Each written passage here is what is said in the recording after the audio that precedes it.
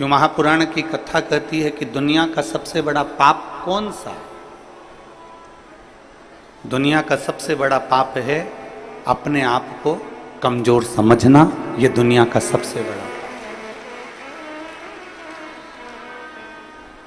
आप यदि अपने आप को कमजोर समझ रहे हो कि मेरे से ये नहीं हो सकता, मैं नहीं कर सकता, मेरे बस का नहीं है, तो आप दुनिया के सबसे बड़ा पाप कर बैठे।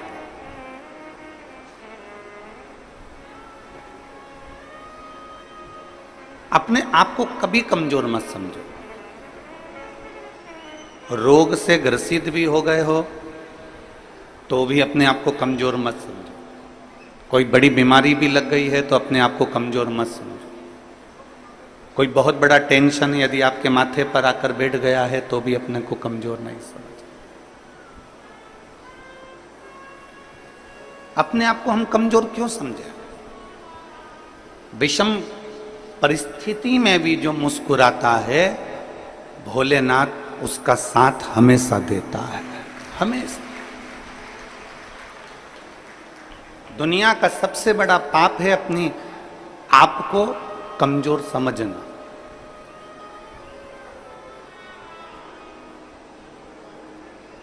आप अपने आप को जिस दिन कमजोर समझना चालू कर लें तो समझ लेना कि आप पापी हो गए। हम अपने आप को कमजोर क्यों समझे? घर में कई बुजुर्ग माताएं ऐसी रहती हैं, कई बुजुर्ग पिता ऐसे रहते हैं, कई भाई मेरी जीजियां मेरे जीजा लोग ऐसे रहते हैं, कई बेटी बेटा ऐसे रहते हैं जो कहते हैं अब तो हमारा समय आ गया, अब हमारे बस का कुछ नहीं। मतलब अपने आप को तुम कमजोर समझ रहे हो।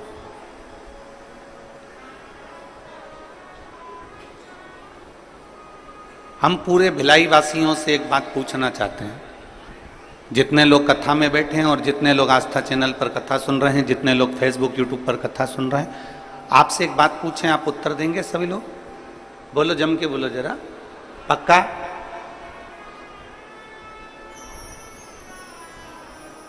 घर में आपको सुबेरे जल्दी उठना है,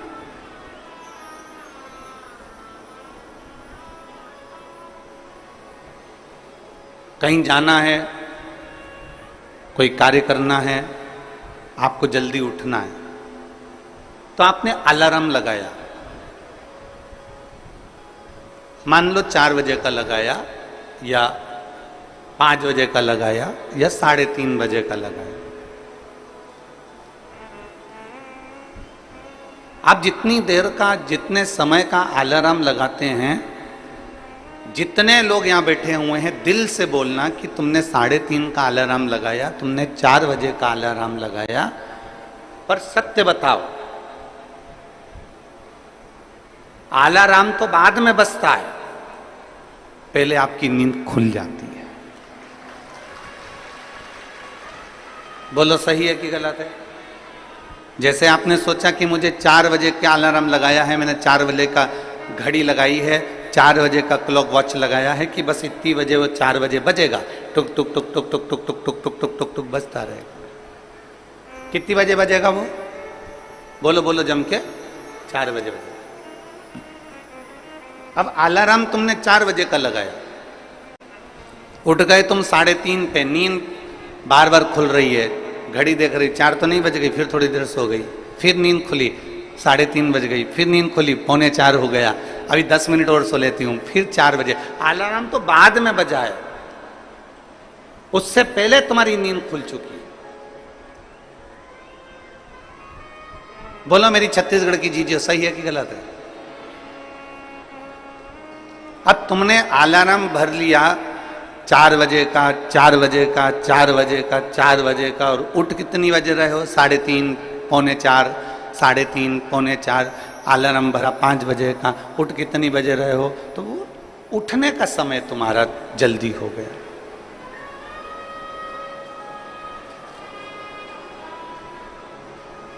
अलार्म तुमने 4 बजे का भरा है, अलार्म तुमने 5 बजे का भरा, परंतु तुम जल्दी उठ गए।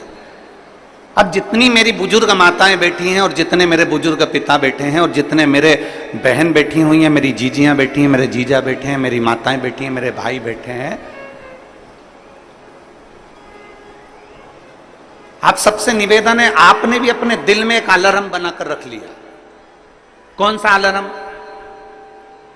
जरा सा पेट दुखा और तुमने अलार्म बना लिया, कहीं मुझे बड़ी बीमारी तो नहीं हो गई, कहीं मुझे कहीं गठान तो नहीं हो गई, कहीं मुझे रोग तो नहीं हो गया, कहीं मुझे ये तो नहीं हो गया। जरा सा छाती में दर्द हुआ, तुमने अलार्म बनाकर रख लिया कि मेरे कोई कहीं ब्लॉकेज तो नहीं हो गया, कहीं मेरे हार्ट में कमजोरी तो नहीं हो गई। थोड़ी सी चलने में हापड़ी भराई तो तुम्हें लग गया कि मुझे कहीं दमे की बीमारी तो नहीं हो गई, मुझे सांस की बीमारी तो नहीं हो गई। याद रखना, 4 बजे का अलार्म लगाया तो 3:30 बजे नींद खुल जाती है।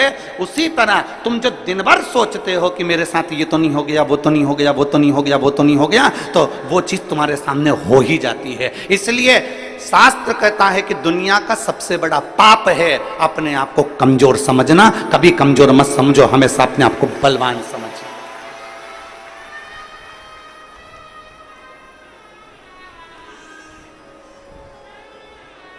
पेट दुखा, तुरंत तुमने सोच लिया कि कोई मेरे पेट में तकलीफ हो गई।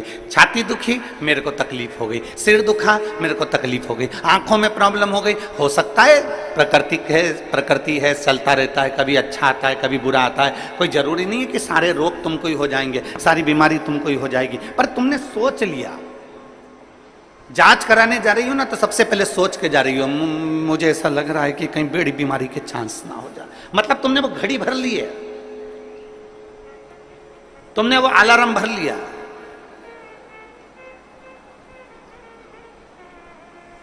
पहले का व्यक्ति अलार्म भरता था, पहले का व्यक्ति अलार्म भरता था 100 साल का, 100 साल तक जिंदा रहूंगा, 100 साल का अलार्म भरकर बैठता था कि मैं 100 साल तक जीऊंगा। खूब खाता पीता मौज करता, जाता खेत में काम करता, अपनी फसल लगाता, अपने काम में लगा रहता, अपना गाय बैल भैंस जो भी ये पालना वो पालता। उसने अलार्म लगाया कि मैं 100 साल तक जीऊंगा, तो कम से कम वो 95 साल तक, 90 साल तक, 98 साल तक, 97 साल तक जीवित रहता था। आज का व्यक्ति 60 साल में अंदाजा लगा लेता है कि अब तो मेरे शरीर से नहीं बन रहा, अब तो मेरे को जाना है, तो मालूम पड़े 55 में ही अटैक आता है और निपट जाता है।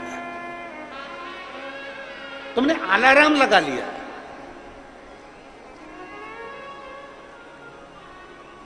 दुनिया का सबसे बड़ा पाप है अपने आप को कमजोर समझे। क्यों कमजोर समझे हम?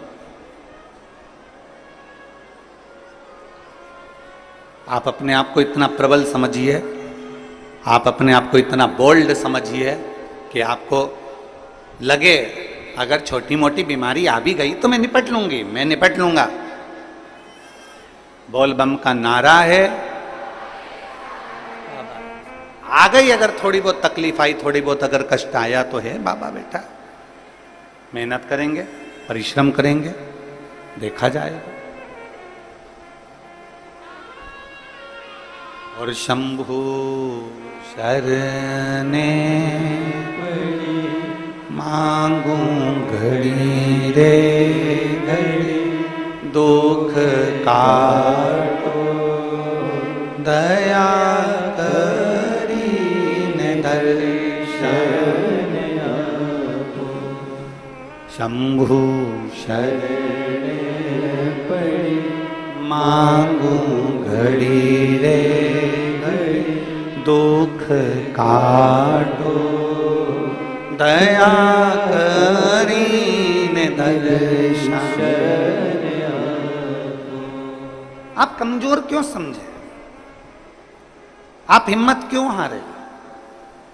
कई माताएं कह देती है हमने 1 बार पशुपतिनाथ का व्रत करा, हमने 2 बार पशुपतिनाथ का व्रत करा, हमने 3 बार पशुपतिनाथ का व्रत करा और हमने, हमारी बाबा नहीं सुन रहा। आपने हिम्मत हार ली, आप अपने आप को हिम्मत हार गए। एक पत्र है,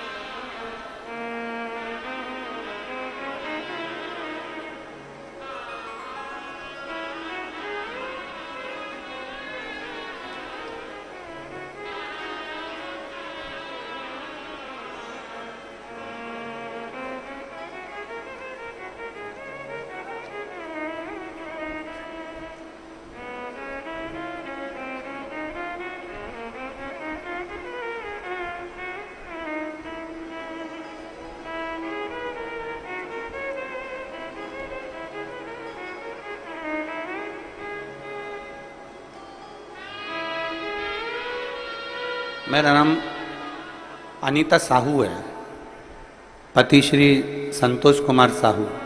डीले कम करो। रामनगर भिलाई की निवासी हूँ। कहीं बैठी हो तो हाथ हिला सकती हैं।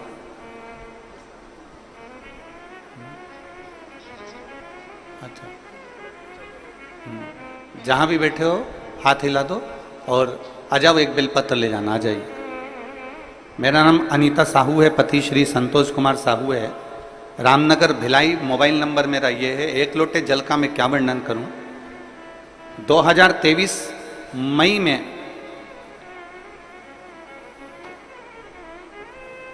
अचानक से स्वास्थ्य खराब हो गई। 10 दिन तक मैंने खाना नहीं खाया। सेक्टर नंबर 2 हॉस्पिटल में भर्ती थी। सोनोग्राफी MRI में पता चला कि लीवर में 9 mm का एक गठान और कैंसर हो गया। गठान होती ना गुरुजी तो दुख नहीं होता, पर साथ में कैंसर हो गया। उसके बाद मेरे पति ने सारे हॉस्पिटलों में जांच कराया तो मालूम पड़ा कि वो कैंसर की बीमारी है और ज़्यादा ही तकलीफ है, ज़्यादा समय के जीवित नहीं है। शिव जी पे मेरे पति ने जल चढ़ाना प्रारंभ करा। जल लाकर मुझे पिलाना चालू करा, बेलपत्र मुझे देना चालू करा। डॉक्टर का भी इलाज, जैसे आप कहते हो ना कि डॉक्टर शिव का रूप है, तो डॉक्टर का भी इलाज चलने दो, डॉक्टर का इलाज जरूर करो। हमने डॉक्टर का भी इलाज करा। डॉक्टर ने दवाइयां दे दी, पर डॉक्टर का कहना था कि इसका ऑपरेशन सफल हो ना हो वो पता नहीं है। अब करें तो करें क्या। डॉक्टर कहते हैं कि अब तो उस ईश्वर पर भरोसा। मेरे पति ने भी आपकी कथा पर भरोसा करा और मैंने भी आपकी कथा पर भरोसा करा। सीहोर गए, रुद्राक्ष लाए, उस रुद्राक्ष को तांबे के कलश में गलाते, उस पानी को शिव जी को चढ़ाकर पीना चालू करा। करते करते 1 महीना पूरा हो गया।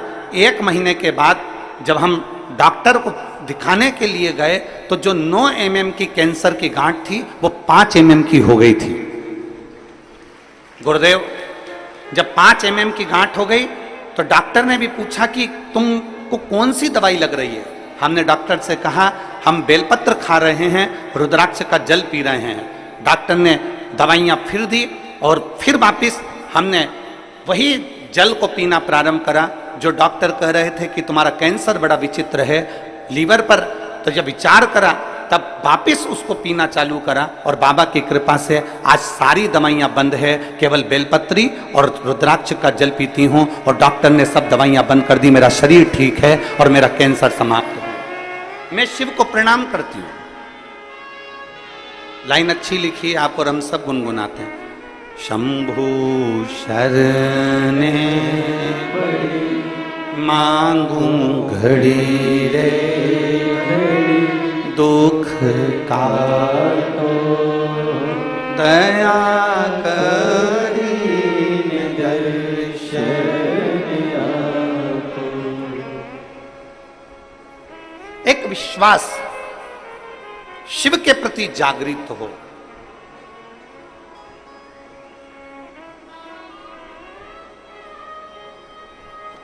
हम तो कहते हैं, जैसे ये कथा बोलबम सेवा एवं कल्याण समिति करा रही है, दया सिंह जी इस कथा को आयोजित किए हैं। अमलेश्वर में कथा हुई, साहू जी खंडेलवाल जी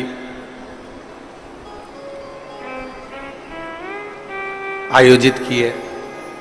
इस 6 नंबर सेक्टर में पहले कथा हुई, विनोद सिंह जी इस कथा को कराए थे। फिर एक कथा और हुई थी भिलाई में, जो एक समिति ने कराई थी। ऐसे कई हम कहेंगे कि जो कथा के आयोजक होते हैं ना, जो कथा करवाते हैं, हम उनको धन्यवाद देना चाहते हैं। कम से कम आपके कराई हुई कथा से ना जाने कितनों की बीमारियां और कितनों के दुख और कितनों के कष्ट ठीक हो जाए। थोड़ा मेहनत तो आपकी लगती है, पर आपके परिश्रम से ना जाने कितनों को लाभ मिल जाता है, कितनों को।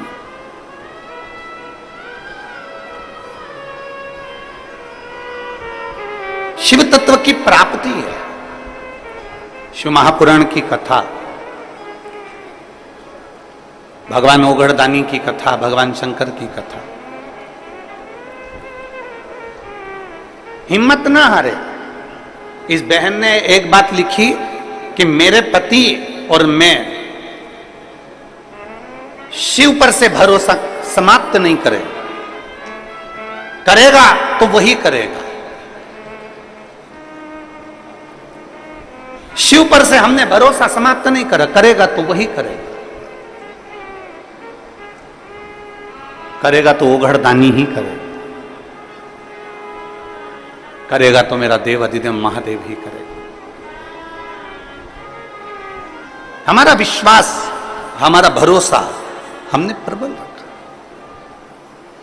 और मैंने तेरे ही भरोसे बाबा, तेरे ही भरोसे हवा बिच उड़ती जावांगी, बाबा डोर हटो छड़ना मैं कटी जावांगी, भोले मैं तेरी पतंग, शंभो मैं तेरी पतंग, हवा बिच उड़ती जावांगी, बाबा डोर हटो छड़ना मैं कटी जावांगी। एक विश्वास अपने भीतर प्रकट करें।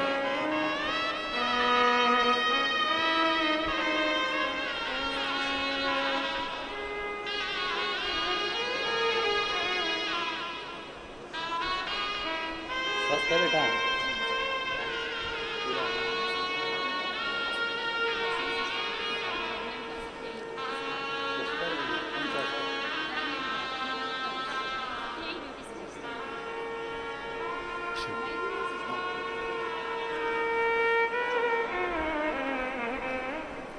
हॉस्पिटल में सिस्टर भी हैं, कह रही हैं कि बाबा ने मेरे को इतना अच्छा कर दिया कि अब मैं वापस हॉस्पिटल में काम करने लगी और मैं स्वस्थ हूं।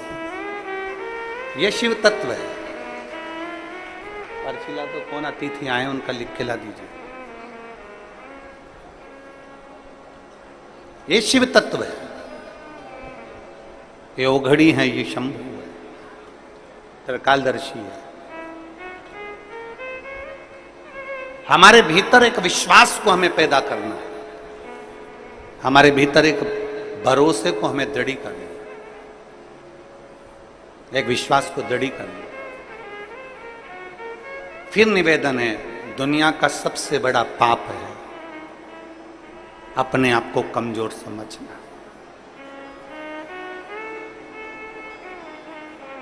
पार्वती मैया जब बाल्यावस्था की थी तब साधना में माता पार्वती जी डूबी रही।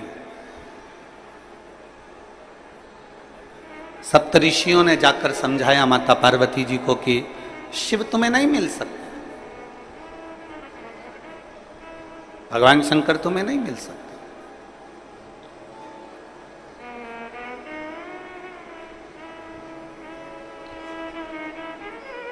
बहुत परीक्षा ली गई माता पार्वती जी की, बहुत, और पार्वती जी की बारंबार परीक्षा ली गई, बार बार परीक्षा ली गई, बार बार परीक्षा ली गई, पर माता पार्वती जी हिम्मत नहीं आ रही।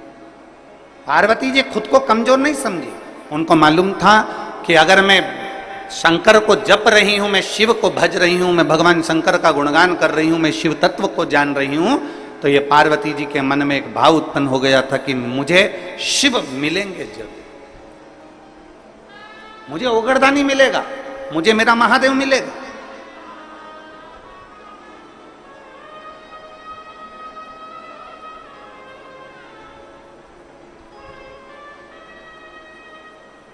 और ध्यान दें,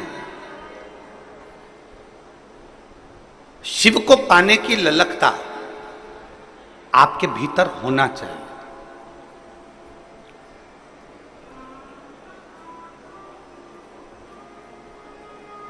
हम फिर निवेदन करेंगे कि अपने भीतर एक ऐसा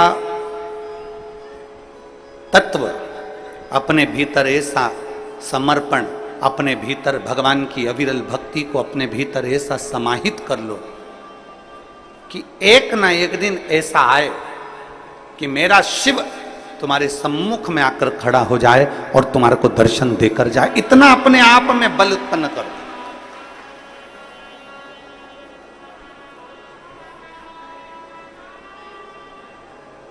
और हो सकता है।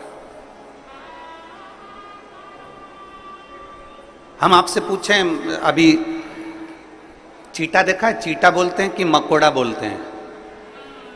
यहां पे क्या बोलते हैं, चीटा की मकोड़ा? अरे जम के तो बोलो, चीटा ना। चीटा जब जन्म लेता है तो उसमें पंख रहते हैं क्या? जम के बोलो जरा। नहीं रहते। चीटा जब जन्म लेता है तो उसमें पंख नहीं रहते, पर चीटा अपने कर्म में लगा रहता है, अपने कार्य में लगा रहता है और कर्म करता रहता है, कार्य करता रहता है, करता रहता है, करता रहता है, करता रहता है, करता रहता है। धीरे धीरे धीरे धीरे चीटे में पंख आ जाते हैं। देखे आप लोगों ने चीटे में पंख? चीटा जन्म लेता है जब उसमें पंख नहीं होते हैं, चीटे में पंख नहीं रहते हैं, पर चीटा अपना कर्म करता रहता है, कर्म करता रहता है, तो चीटे में पंख आ जाते हैं, चीटे में पंख उत्पन्न हो जाते हैं और वो चीटा भी उड़ने लगता है। जरा विचार करना, चीटा अपना कर्म करता रहता है तो एक दिन परमात्मा उसको भी पंख लगा देता है, और यदि आप अपने कर्म के प्रति जागरूक हो जाएंगे तो वो परमात्मा आपको भी पंख लगाकर आगे बढ़ा है, आपको अपनी मंजिल तक पहुंचा देगा।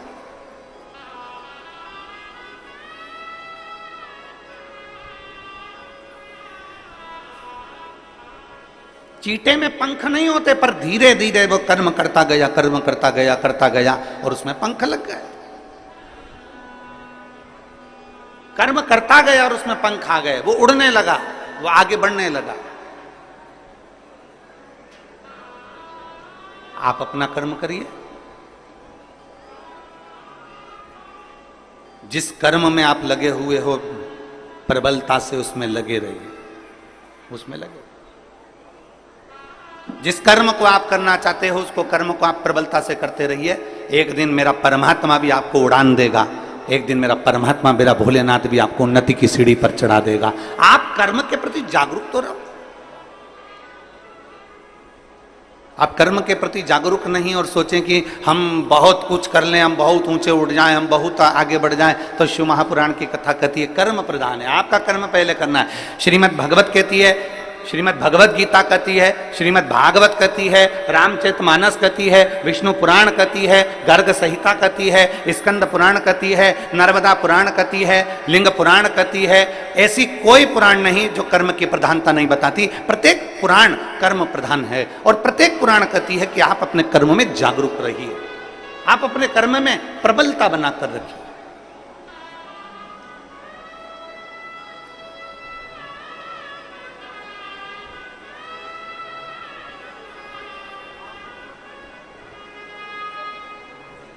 हमारे बीच में माननीय पवन साय जी, भाजपा प्रदेश संगठन मंत्री छत्तीसगढ़ शासन से, एवं माननीय नंदन जैन जी, भाजपा प्रदेश कोषाध्यक्ष छत्तीसगढ़ शासन से आए हैं। आप दोनों पधारें, व्यासपीठ का पूजन करने के लिए पधारिए। एक बार इनके लिए जोरदार ताली बजाकर स्वागत वंदन।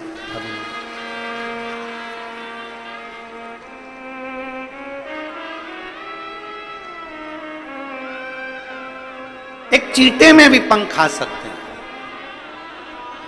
बस उसमें कर्म की लगनता होना चाहिए।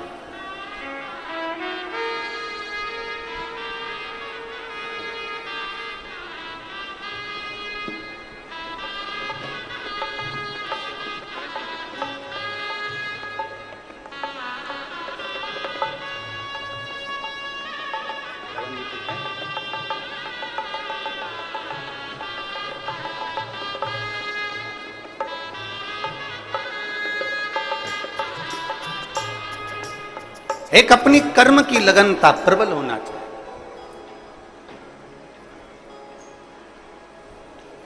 और जब हमारे कर्म की लगनता प्रबल होगी तो हम अग्रणता की ओर बढ़ेंगे।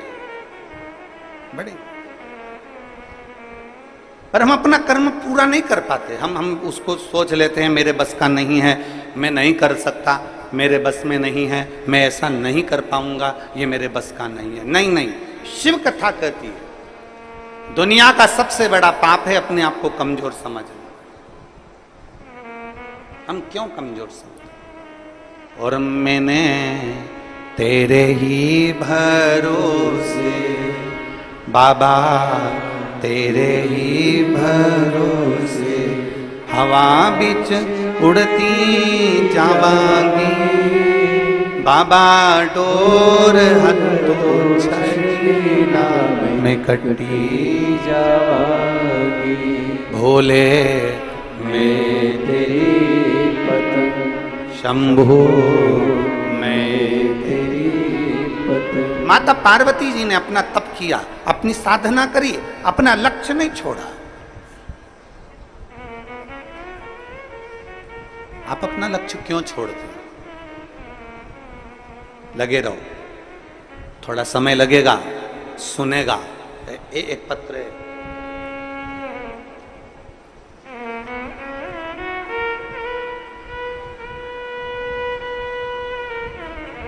मैं राजकुमारी यादव, पति श्री शांतिलाल यादव, पोरिया कला, पुरानी बस्ती, वार्ड नंबर 54, दुर्ग की निवासी हूं। आप ही हैं? श्री शिवाय नमस्तुभ्यं। एक लोटे जल का मैं क्या वर्णन करूं? आ जाओ, बेलपत्र लेकर चले गए।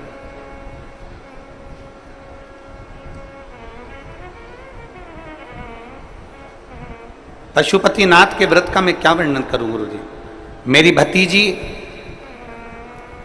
जिसकी शादी को 17 साल हो गए थे, 17 साल से उसके घर में संतान का सुख नहीं था। ऐसी कोई जगह नहीं जहां हम हमारी भतीजी को लेकर नहीं गए, और 17 साल उसको हमने हर जगह हर डॉक्टर को दिखाया, टेस्ट बेबी भी करवाया, पर संतान का सुख नहीं आया। हमने हमारी भतीजी को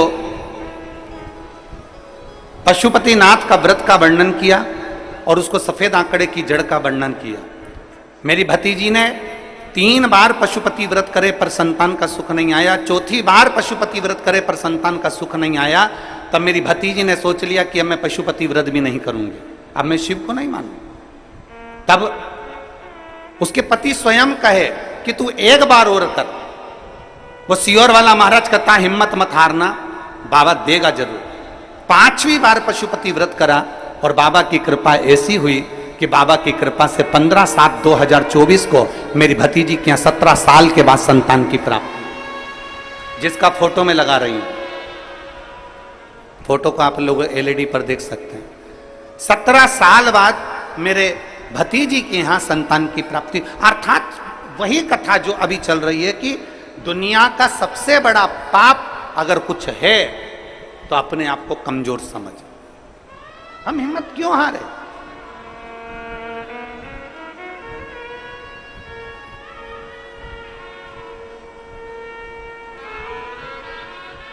क्यों हिम्मत हारे?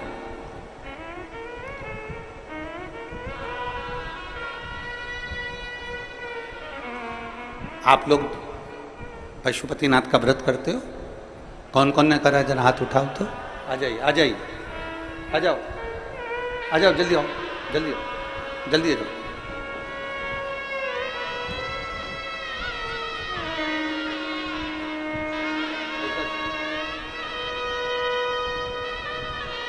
बधाई आपकी भतीजी को, बधाई।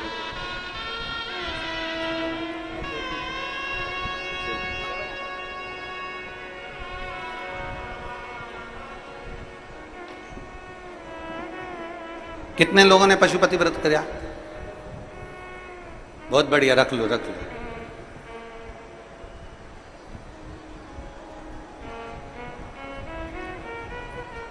कई व्रत करने वाली माताएं, मेरी जीजी, मेरे जीजा, मेरी बेटियां, मेरे बेटे ऐसे हैं जिनका बाबा ने सुन भी लिया। और कई ऐसे भी हैं जिन्होंने 1 व्रत, 2 व्रत, 3 व्रत करे होंगे और बाबा नहीं भी सुने।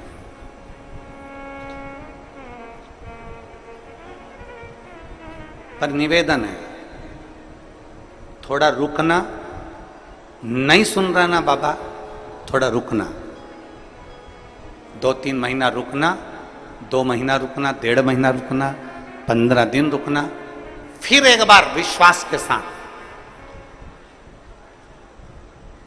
फिर एक भरोसे के साथ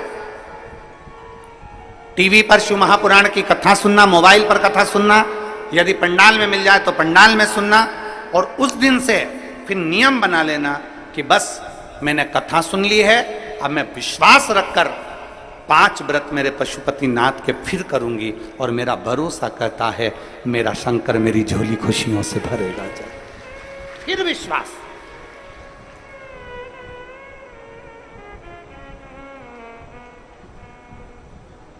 कल हम जब मिल रहे थे, दया सिंह जी कल जब सबसे मिला रहे थे, तो वहां पर एक पत्र एक बेटी ने दिया, एक पत्र। उस पत्र को तो हम यहाँ लेकर नहीं आए, कक्ष में होगा। उस पत्र में एक बेटी ने लिखा कि हम जिस गांव में रहते हैं,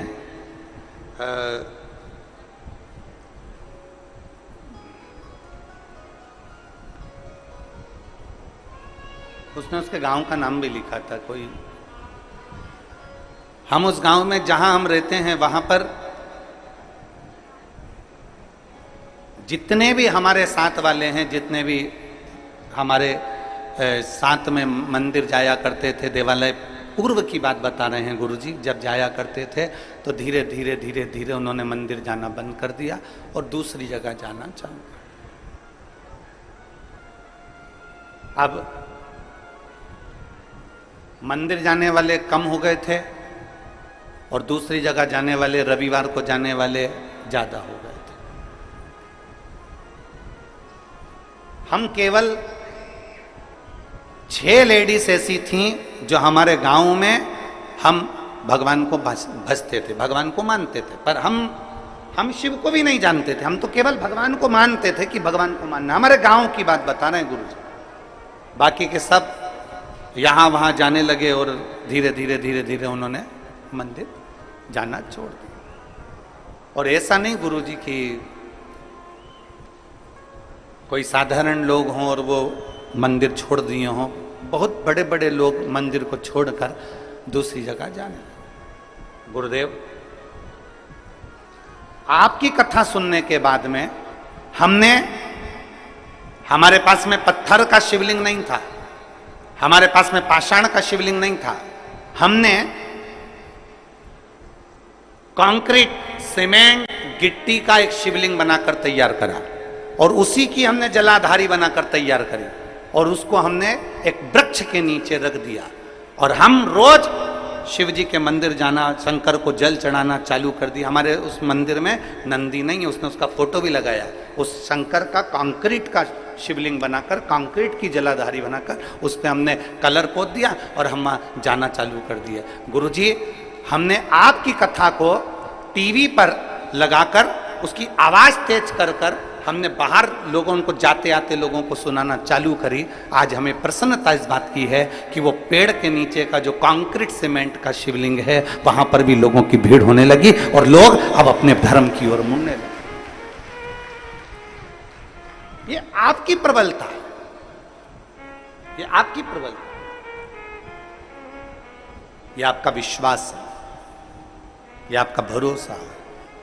अब उसने पत्र जो लिखा, उस पत्र में ये सब चीज तो अपनी जगह पर है, उस पत्र में उसने जो लिखा, वो पत्र का लिखा हुआ आपके सम्मुख में, वो पत्र में उस बेटी ने लिखा कि गुरुजी, हम सीमेंट का बना हुआ, कंक्रीट का, पत्थर का, हमारे पास में पाषाण का शिवलिंग नहीं, पत्थर का शिवलिंग नहीं, हमारे पास में हमारे कंक्रीट का, हमारे वो सीमेंट और गिट्टी का शिवलिंग जो हमने बनाया है। अब आप हमें ये बताएं, क्या हम उस पर जल चढ़ाते हैं, हम उसकी पूजन करते हैं, तो क्या हमको शंकर जी के शिवलिंग का पुण्य मिलेगा? क्या हमें शंकर भगवान के शिवलिंग का पुण्य मिलेगा? अब मैं उस जीजी को एक बात कहना चाहता हूं। आपके मन में भी यह प्रश्न पड़ा होगा, क्या वो कंक्रीट का शिवलिंग का पुण्य मिलेगा?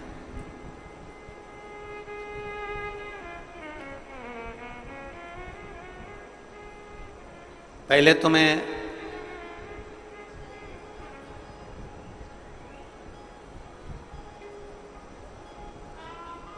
जितने ग्रामीण क्षेत्रवासी हैं और जिनके यहाँ शंकर का शिवलिंग नहीं है और वो चाहते हैं कि हमारे यहाँ शंकर का शिवलिंग विराजमान हो और हमारे गांव के लोग उस पर जल चढ़ाएं, तो मैं तो ये जितनी समितियां यहाँ पहले कथा करवा चुकी हैं, चाहे वो दया सिंह जी हैं, आपको भी कहूँगा, और पीछे के जितनी समितियां पूर्व की भी हुई हैं और आसपास अमलेश्वर और हमारे क्षेत्र में जहाँ जहाँ हमने कथा करी है, एक ऐसा छत्तीसगढ़ में एक ऐसा स्थान नियुक्त किया जाए कि अगर किसी ग्रामीण में भी अगर शिवलिंग की जरूरत हो तो ओमकारेश्वर से या ममलेश्वर से या नर्मदा के तट से एक कंकर का भले छोटा सा शिवलिंग लाकर दिया जाए, जिससे वो गांव में पूजन होने लगे और उस गांव की आनंद। हम दया सिंह जी आपको भी कहेंगे, ये आने वाले समय में इस चीज की व्यवस्था होना चाहिए और जितने प्रयास बनेगा हमसे भी, इस शरीर के द्वारा जितना प्रयास बनेगा, जितने शिवलिंग हम भेज सकते हैं उतने शिवलिंग भी हम भेज देंगे। बहुत प्रयास करेंगे जिससे गांव गांव में आज लोग जो धर्मांतरण हो रहा है, गांव गांव में लोग इधर उधर भटक रहे हैं और इधर उधर जा रहे हैं, वो सब बचकर भगवान शंकर की शरण में जाना प्रारंभ करें। ऐसा प्रयास किया, साधुता बहुत बहुत। अब प्रश्न यहां अड़ गया कि वो सीमेंट का, वो कंक्रीट का शिवलिंग पर हम जल चढ़ाएंगे, वो कंक्रीट के शिवलिंग पर हम जल चढ़ाते हैं, वो कंक्रीट के उस सीमेंट के शिवलिंग पर हम जल चढ़ाते हैं, तो क्या हमें वो पुण्य मिल सकता है? तो मेरा उस जी से निवेदन है, एक बहुत सुंदर कथा हमारी शिव महापुराण में आती है, एक बहुत सुंदर कथा हमारे यहाँ हमें सुनने को मिलती है, आप उस कथा का स्मरण करिएगा। भानु नाम का एक छोटा सा बच्चा था, बहुत छोटा सा बच्चा, भानु नाम था। पिता थे नहीं, मां अकेली, पिता नहीं है, अकेली मां है और वेधव्य मां अकेली। भानु का पालन पोषण कर रही है, खूब अच्छे से उसको रख रही है, खूब अच्छे से उसको खिला रही पिला रही, जितना बन सकता है उससे सेवा करती। सुंदर दृष्टांत है। वो बेटी अगर यहां बैठकर कथा सुन रही हो या टीवी पर कथा सुन रही हो कि कंक्रीट के शिवलिंग को हमने बना दिया और पूरा गांव वहां जाना चालू कर दिया, तो क्या उसका पुण्य मिलेगा कि नहीं मिलेगा? हमको हमारे खाते में पुण्य जाएगा कि नहीं जाएगा? वो बात मूल है।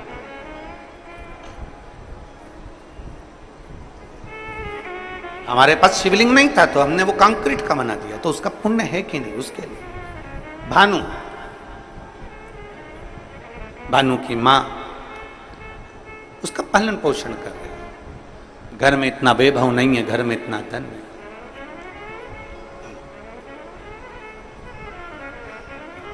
एक बात आज फिर कहते हैं,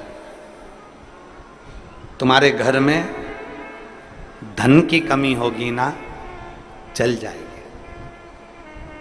धन की कमी होगी तो बच्चा बचपन में रोएगा, धन की कमी होगी तो बच्चा खिलौने के लिए रोएगा, धन की कमी होगी तो बच्चा कपड़े के लिए रोएगा, धन की कमी होगी तो बच्चा गाड़ी के लिए रोएगा। अगर तुम्हारे घर में धन की कमी है ना, चलेगा, पर तुम्हारे घर में संस्कारों की कमी नहीं होना चाहिए, नहीं तो जिंदगी भर रोना पड़ेगा।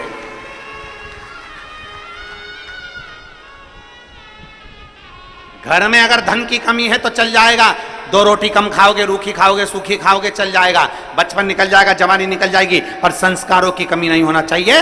अगर हमारा संस्कार समाप्त हो गया तो हमें जिंदगी भर रोना पड़ सकता है, जिंदगी भर,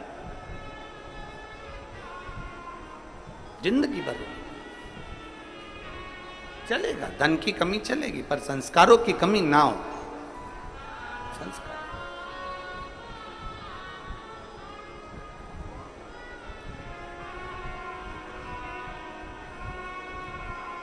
और जितना बन सकता है अपने संस्कारों में कोई कमी ना है। भानु की मां भले धन में कमी थी पर संस्कारों में कमी नहीं रखी भानु की। एक दिन भानु ने अपनी मां से पूछा, मां सबके घर में खूब सारा सी ठाठ है पर हमारे घर में कुछ नहीं है। मां के मुख से निकल गया, जिस दिन महादेव चाहेगा उस दिन ठाठ भी दे देगा। जिस दिन महादेव चाहेगा उस दिन ठाठ दे देगा।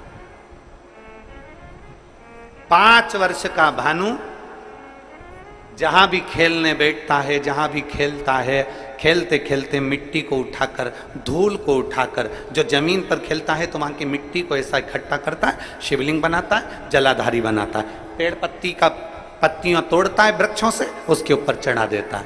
थोड़ी देर बाद भानु उसको मिटा देता है। फिर कहीं खेलता है, मिट्टी में गया, मिट्टी का शिवलिंग बना लेता है। पत्तियां तोड़ता है, शिवजी पे चढ़ा देता है, उसको मिटा देता है। 4 छोटी छोटी डंडियां लाकर खड़ी करता है, उस पे झोपड़ी बनाता है, उसके अंदर एक मिट्टी का शिवलिंग बना लेता है, उस पे पत्तियां लाता है, तोड़कर चढ़ा देता है। ये केवल भानु की कथा नहीं, ये आपकी और हमारी भी कथा है। बचपन में कई बेटियां, बचपन में कई बेटे, बचपन में छोटे छोटे लड़के, सोमवार आता है, मंगलवार आता है, बुधवार आता है, गुरुवार आता है, ऐसे कई दिन, कोई शिवरात्रि, कोई सावन का महीना आता है, छोटे छोटे बच्चे डंडियां लाते हैं तोड़कर, छोटी छोटी डंडियां तैयार कर कर उस पर छप्पर डालकर उसमें मिट्टी का शिवलिंग बना लेते हैं, उसका श्रृंगार कर देते हैं, उसके ऊपर पत्ता पत्ती लाकर चढ़ा देते हैं। कई लोग हंसते हैं, बताओ कैसा मूर्ख है, कैसे इसमें अकल नहीं है, छोटा सा बच्चा है, इसने ऐसा कर लिया। घर के अंदर वो भगवान की पूजन करता है, छोटा सा बच्चा।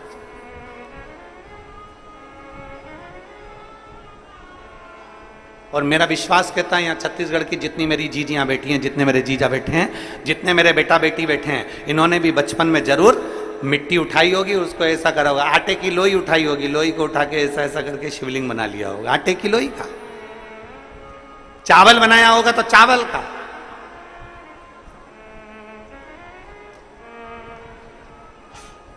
बोलो बोलो, सही है कि गलत है?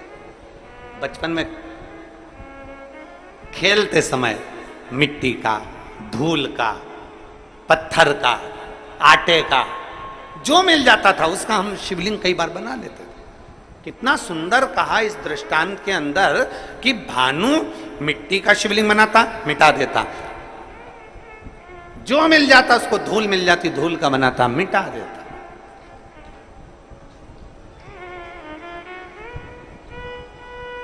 शिव महापुराण की कथा कहती है, भूल वश भी, भूल से भी, भूल से। कितना सुंदर कहा। कई बार बादल देखते हैं ना, बादल, कई बार बादल देखते हैं तो बादल में भी शिवलिंग का दर्शन होता है। कई बार वहां शिवलिंग आया नहीं है, वहां शिवलिंग आया नहीं है, पर बादल देख रहे हो और दूसरे भी देख रहे हैं, उनको नहीं दिख रहा है, पर आपको बादल में ऐसा लग रहा है कि ये जलाधारी है, ये शिवलिंग है, ये सामने नंदी है, ये शंकर है, ये पार्वती है। बादल में भी आपको शिवलिंग का दर्शन हो रहा है। कई बार पानी में, कई बार शिवलिंग में, कई बार वृक्ष में, कई बार बेलपत्री की पत्ती में भी शंकर के शिवलिंग का दर्शन हो जाता है। कई बार फूल में शिवलिंग का दर्शन हो जाता है। क्यों, किस लिए, किस भाव से? तो हमारे यहां दृष्टांत सागर कहता है, अगर तुम्हारी नेत्रों से तुम्हें बादल में, जल में, थल में, पाषाण में, मिट्टी में, धूल में भी अगर भूल से भी तुमने शिवलिंग का निर्माण करा है या दर्शन करा है, तो तुम्हें तुम्हारे खाते में एक शिवलिंग के निर्माण का पुण्य तुम्हारे खाते में जुड़ जाता है और उसका फल तुम्हें मृत्यु के पहले प्राप्त जरूर होता है। वो मिलता जरूर है। अब बादल में शिवलिंग बना, बादल में धुएं से, भाप से शिवलिंग का दर्शन हुआ, तो यहां शिवलिंग बना नहीं है, ये आपकी दृष्टि में, आपके मन में शिवलिंग समाया था तो आपने उसको शिवलिंग बनाया।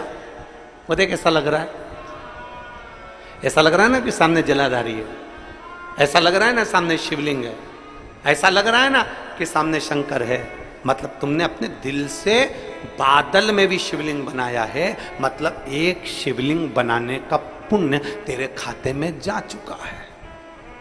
तुमने बेलपत्र में दर्शन करा, देखो ऐसा लग रहा है ना, ये जलाधारी है, ये शिव है, ऐसा लग रहा है ना, मतलब तुमने बेलपत्र में भी शिवलिंग बनाया है, एक शिवलिंग का पुण्य तुम्हारे खाते में चला गया। केवल एक मिट्टी का बनाया, पाषाण का बनाया या कोई चीज का बनाया, ये हमारे खाते में पहुंच गया। एक शिवलिंग भले तुमने दिल से, मन से, भाव से बनाया, पर पहुंच गया।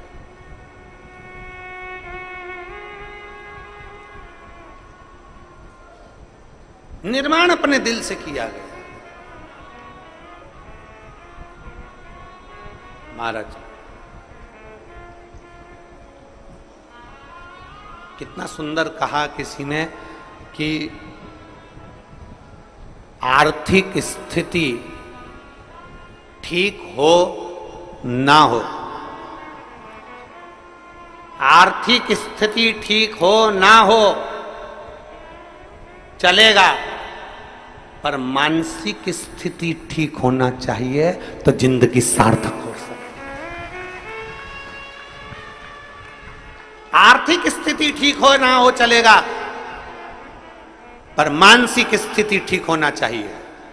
घर में धन तो बहुत बढ़ गया, आर्थिक स्थिति ठीक हो गई, पैसा पैसा हो गया, पैसा पैसा हो गया, और मालूम पड़े बच्चे गलत संगत में पड़े हैं, बेटी गलत संगत में पड़ी, बेटा गलत संगत में पड़ा, परिवार गलत संगत में पड़ा। हम पहले भी एक बार कथा में कहे थे, आज फिर कहते हैं, कुत्ता पाला तुमने, किसने पाला? तुमने। कुत्ते को चेन बांधी तुमने, कुत्ते को पट्टा बांधा तुमने, कुत्ते को भोजन कराया तुमने, कुत्ते को स्नान कराया तुमने, कुत्ते को इत्र लगाया तुमने, कुत्ते को अच्छा अच्छा खिलाया तुमने, कुत्ते को घुमाने ले गए तुम, कुत्ते से प्रेम करा तुमने। और जरा विचार करिए, तुम्हारा ही पालतू कुत्ता एक दिन तुम कोई काट खाए तो तुम्हें कैसा लगेगा? बोलो जल्दी बोलो, अरे बोलो तो, अच्छा लगेगा? तुम्हारा ही पालतू कुत्ता तुम्हें काट खाए, अच्छा नहीं लगता। उसी तरह धन कमाया तुमने, पैसा कमाया तुमने, दिन रात एक करा तुमने, पैसे के लिए पूरी जिंदगी दौड़े तुम, कमा कमा के लाए तुम, और वही पैसा घर में आया और तुम्हारा बेटा मदिरा पान में, तुम्हारा पति मदिरा पान में, जुए में, वेश्यावृत्ति में, गलत काम में अगर लग गया तो जरा विचार करो कि तुम्हारा कुत्ता ही पालतू तुमको काट गया। तुम्हारा पालतू कुत्ता तुम्हें काट गया। जरा विचार करिए, तुम्हारे कमाए धन को अगर तुम वेश्यावृत्ति में लगा रहे हो, तुम्हारे कमाए धन को तुम जुए में लगा रहे हो, तुम्हारे कमाए धन को तुम मदिरा में लगा रहे हो, तुम्हारे कमाए धन को तुम गलत जगह पर लगा रहे हो, तो समझ लेना कि तुम्हारा पालतू कुत्ता तुम्हें काट रहा है। तुम्हारा कुत्ता तुम्हें काटे ये अच्छी बात नहीं है।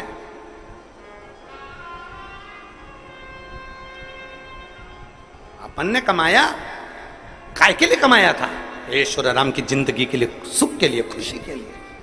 आर्थिक स्थिति ठीक है कि नहीं हमें उससे मतलब नहीं, पर मानसिक स्थिति ठीक होना चाहिए। घर में धन बहुत है, खूब पैसा है, एक भाई उधर एक भाई इधर, घर में खूब पैसा है, जेठानी एक दूसरे से बात ही नहीं कर रही, देवरानी बोल ही नहीं रही, ननंद आती तो मुंह फूला रहता, नंदोई आते तो आंस लेकर आते कि कहीं मिल जाएगा। आर्थिक स्थिति तो ठीक है, पर मानसिक स्थिति ठीक नहीं है। सास दिन भर अपने काम में लगी है, माँ अपने मोबाइल में लगी है, बाप कमाने में लगा है, ताऊ चाचा अपने काम में लगे हैं, ताई चाची अपने काम में लगी है, बुआ फूफा अपने काम में लगे हैं, छोटा सा बच्चा दिन भर घर में इधर उधर घूमता फिर रहा है, और घर के लोग आस लगा के बैठे हैं कि बुढ़ापे में हमारी औलाद हमको पानी देगी, बुढ़ापे में हमारी औलाद हमसे प्रेम करेगी, बुढ़ापे में हमारी औलाद हमको चाहेगी। बचपन में तुम अपना मोबाइल नहीं छोड़ रहे, सास अपना काम नहीं छोड़ रही, चाचा चाची अपना काम नहीं छोड़ रहे। जब तुम बच्चे को बचपन में प्रेम नहीं दे पा रहे तो बुढ़ापे में बच्चा तुमको भी प्रेम नहीं दे सकता, ये निश्चित है।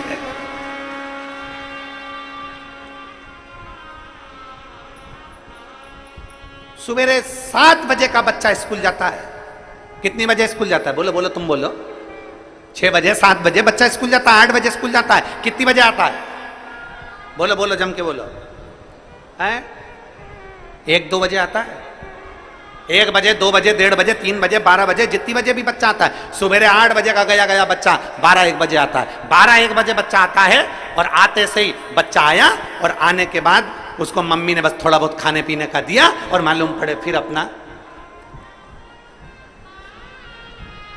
फिर वापिस वो मोबाइल माँ लेकर अपने कमरे में चली गई, लेट गई, सो गई, अपने कमरे में अपना मोबाइल में मस्त हो गई। बच्चा क्या कर रहा है? दादी अपने कमरे में, दादा अपने कमरे में, बुआ अपने कमरे में, चाचा अपने कमरे में, चाची अपने कमरे में, ताई अपने कमरे में, और बच्चा दिन भर क्या कर रहा है? अभी आया वो स्कूल से, थोड़ा माँ का फर्ज बनता है, थोड़ा दादी का फर्ज बनता है, थोड़ा चाची का फर्ज बनता है, थोड़ा ताई का फर्ज बनता है, थोड़ा बुआ का फर्ज बनता है कि घर के पुरुष अगर कमाने के लिए गए हैं तो घर की स्त्री उनके पास बैठकर उनकी शिक्षा का अध्ययन पूछे, क्या पढ़ा, कैसा रहा, स्कूल में किसी ने कुछ कहा तो नहीं, कोई मारा ठोकी तो नहीं, कोई गलत काम तो नहीं, कोई गलत विचार तो नहीं। बच्चा जब गलत कर आता है तब चिल्लाते हो, पर जब जरूरत है बच्चे को कि क्या कर रहा है क्या नहीं कर रहा, आपका मोबाइल एक तरफ पटक कर थोड़ी देर बच्चों को प्रेम देने का प्रयास करो, आपका घर एक तरफ रखकर बच्चों को थोड़ा स्नेह देने का प्रयास करो। जब वो बच्चा 3-4 बजती है, कोचिंग चले जाता है, ट्यूशन चले जाता है, शाम को आता है, सोने का समय हो जाता है, आपको समय देते कहाँ हो बच्चों को? आप अगर अपने बच्चे को प्रेम से आधा घंटा भी दोगे तो ये निश्चित है तुम्हारे बुढ़ापे की घड़ी में बच्चा भी तुमको 1 घंटा देगा। आप अपने बच्चों को दे कहाँ रहे हो? आप अपने बच्चे को प्रेम कहां दे पा रहे हो? और आस लगा के बैठे हो मेरी बहू आएगी, गरम रोटी खिलाएगी। अरे ओ भिलाई वाली, आज की बहू आएगी, पति को होटल ले जाएगी, खुद खाएगी और तेरे को ठेंगा दिखाएगी। आस मत रखिए।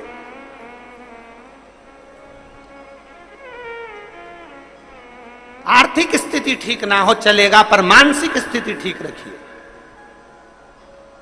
धन नहीं है ना तो भी संतुष्ट रहो, और धन है तो भी संतुष्ट रहो।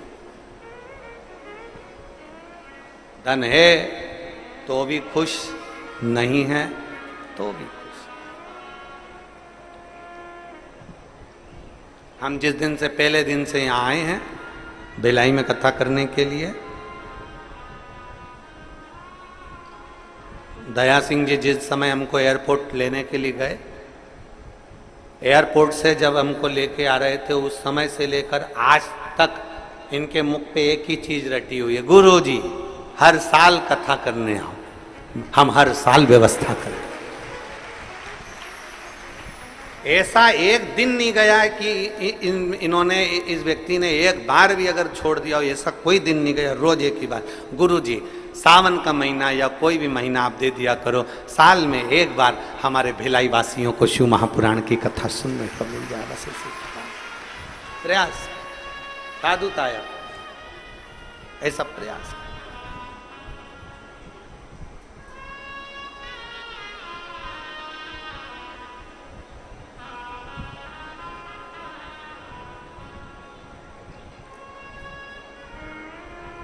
एक आस तुम्हारी है, विश्वास तुम्हारा है, भोले बाबा सुन भी लो ये मेरी कहानी, बड़ी दूर किनारा है, कश्ती भी पुरानी, बड़ी दूर किनारा है, कश्ती भी पुरानी है, भोले बाबा सुन भी लो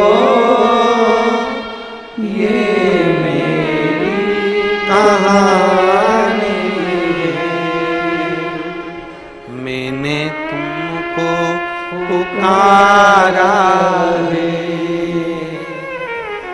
मैंने तुमको पुकारा है।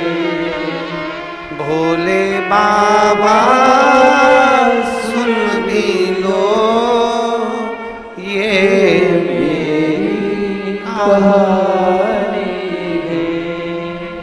बड़ी दूर किनारा है, कश्ती भी पुरानी है।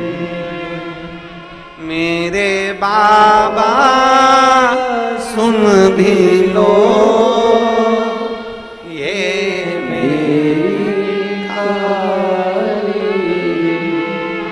आर्थिक स्थिति कैसी भी हो पर मानसिक स्थिति कमजोर नहीं करना। मानसिक स्थिति कमजोर। समझ में आ रहा है मेरी जीजियों, बेटियों, बेटाओं, मेरे जीजाओं, मेरी माताओं, मेरे भाई? घर में थोड़ा धन की कमी होना चलेगा पर मन की कमी नहीं होना चाहिए। मानसिक स्थिति कमजोर नहीं होना चाहिए। साईं इतना दीजिए जामे कुटुम,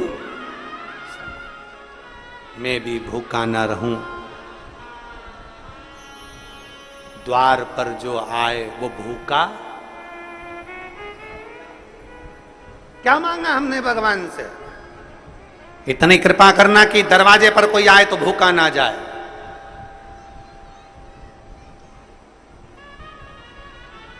इतनी कृपा करना कि द्वार पर कोई आए तो खाली ना जाए।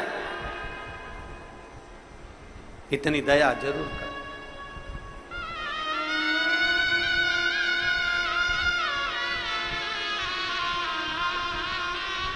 हमारे बीच में श्री तोषेंद्र साई जी माननीय मुख्यमंत्री जी के सुपुत्र भी यहाँ आए हैं। मैं आमंत्रित करता हूँ आकर व्यासपीठ का पूजन करें।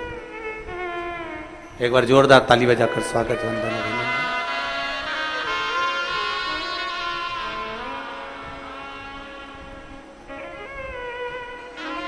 एक अपने भीतर एक बल था, एक अपने भीतर एक विश्वास था,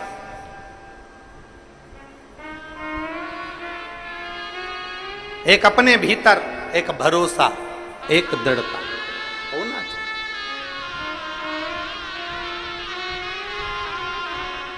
बड़ी दूर किनारा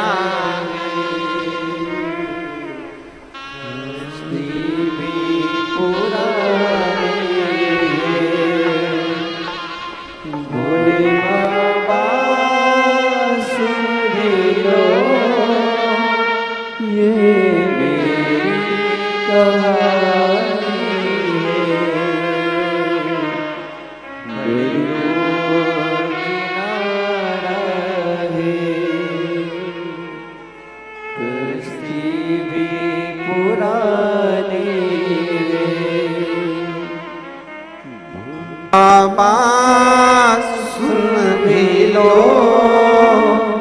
ये मेरी कहानी। शंभू बाबा सुन भी लो ये मेरी कहानी। एक विश्वास अपने भीतर, एक प्रबलता अपने भीतर। आर्थिक स्थिति कैसी भी हो पर मानसिक स्थिति ठीक होना।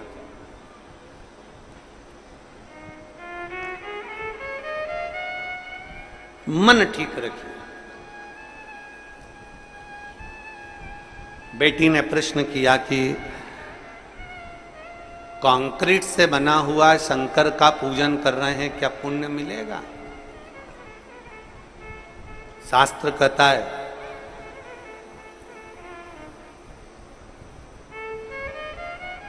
भानु शिवलिंग बनाता है, बिगाड़ता है, बनाता है, बिगाड़ता है, छोटी सी अवस्था है। खेलने में वो शंकर के शिवलिंग का निर्माण करता है। खेल में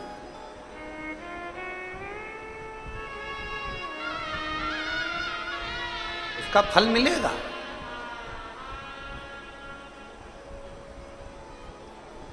2 अगस्त को ऑनलाइन पूरी दुनिया के लोग शाम को 7 बजे शिवलिंग का निर्माण करेंगे।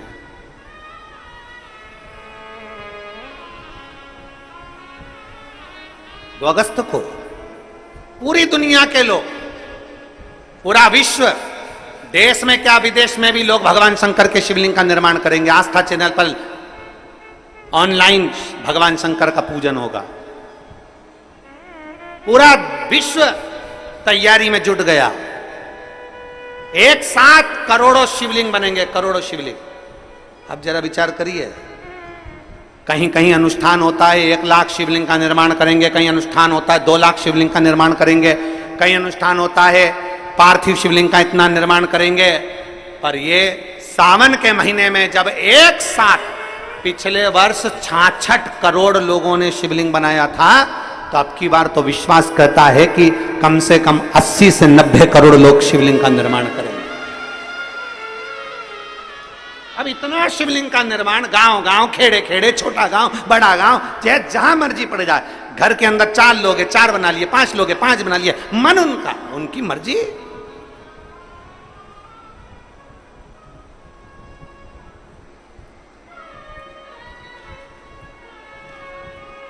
इतना शिवलिंग बनेगा और इतना शिवलिंग का निर्माण होगा। तो जरा विचार करिए, आप जब अपने घर में शिवलिंग का निर्माण करेंगे तो क्या मेरा भोलेनाथ जब तुम्हारे घर में आएगा तो ऐसे ही चले जाएगा क्या? घर में अगर मेहमान आते हैं तो घर के बच्चों को कुछ देकर जाते हैं। तो मेरा शंकर अगर साल में एक बार सावन की शिवरात्रि को तुम्हारे घर में आता है तो कुछ ना कुछ देकर जरूर जाता है, खाली नहीं छोड़ सकता। ऐसे ही नहीं जाएगा, खाली नहीं जाएगा, कुछ कुछ देकर जाए।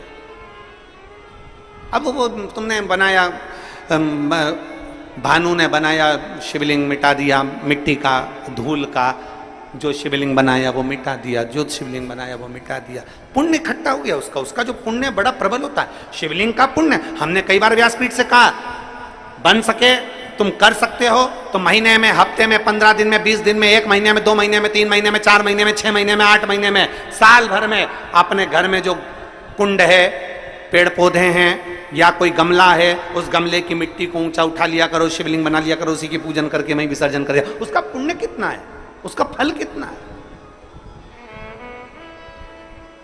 एक पत्र है,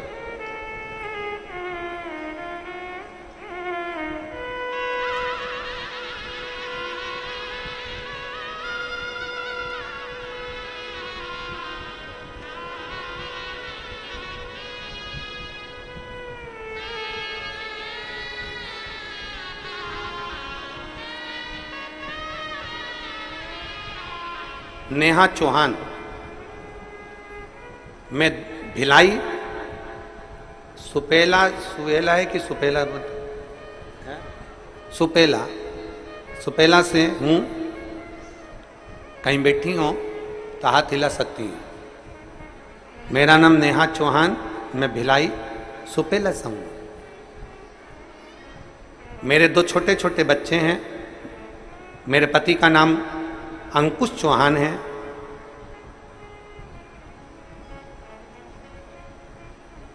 गुरुदेव, मेरे पति की आयु 32 वर्ष है। मेरे पति को 27/2/2024 27 फरवरी को 2024 को उनके सीने में दर्द हुआ। हम लोग घबरा गए, उनको BM शाह हॉस्पिटल में लेकर गए। वहां पर उनको दिखाया, डॉक्टर ने कह दिया इनको 3 अटैक एक साथ आया। कहीं बैठी हो तो हाथ हिला सकते हैं। इनको 3 अटैक एक साथ आ गए और तुरंत इनको ऑपरेशन के लिए ले जाना पड़ेगा। अब भी ऑपरेशन करना पड़ेगा। लगभग इनका जो ऑपरेशन होगा वो 3 से 4 लाख रुपए खर्च होंगे। आप उसकी व्यवस्था करिए। हमने कह दिया आप इलाज चालू करो, हम आते हैं। आप इलाज चालू करो, कागज पर साइन करें। इलाज प्रारंभ हुआ, हम गए, हमारे तन पर जो गहने थे और हमारे घर में जो भी सामान था, हमने हमारे परिचित के यहाँ पर वो दुकान पर जाकर उसको गिरवी रख दिया। 30 मिनट में हम वापस पैसे की जुगाड़ कर हॉस्पिटल पहुंच गए। जब हम हॉस्पिटल गए तो डॉक्टर आपस में बात कर रहे थे कि इनका बीपी और हार्ट बीट 1% भी काम नहीं कर रही है, ये चलेगा। हमने हमारा पूरा गोल्ड जो भी सामान था वो गिरवे रखकर हम पहुंचे। 30 मिनट हमको लग गए थे और उतने में डॉक्टर ने कहा कि इनकी बीपी भी काम नहीं कर रहा, हार्ट बीट 1% भी काम नहीं कर रही है, ये शरीर जा चुका। हमारे पति अंकुश की डेथ हो गई है, वो मर चुके हैं। सारे डॉक्टर आपस में बात कर रहे पर हमसे कोई बोल नहीं रहा कि हुआ क्या। हार्ट बीट काम करना बंद कर दी है। हमने बार बार डॉक्टर से पूछा कि आप बताओ हो क्या रहा, क्या हुआ, पर बताए नहीं। हमारे कानों में भनक लगी कि हमारे पति चले गए। हमने कहा बाबा अभी रुको, कैसे जा सकते हैं। उसी हॉस्पिटल के नीचे पर शिव जी का मंदिर था, मैं दौड़ी, वहां से एक बेलपत्र उठाकर लाई। शंकर को तुरंत ऊपर जलाधारी में जल पड़ा था, उसी को उंडेल दिया, उसी पानी को लेकर आ गई, पति को छीटा। डॉक्टर से कहा मेरा पति इतनी जल्दी मर नहीं सकता, देखो मेरे बच्चे हैं, मेरी उम्र भी 27 वर्ष की है, मैं 27 साल में विधवा हो जाऊंगी, ये हो नहीं सकता। मैंने सियोर वाले महाराज की कथा सुनी है, मेरा विश्वास पक्का कहता है मेरा पति नहीं मर सकता। आप एक बार फिर प्रयास करो।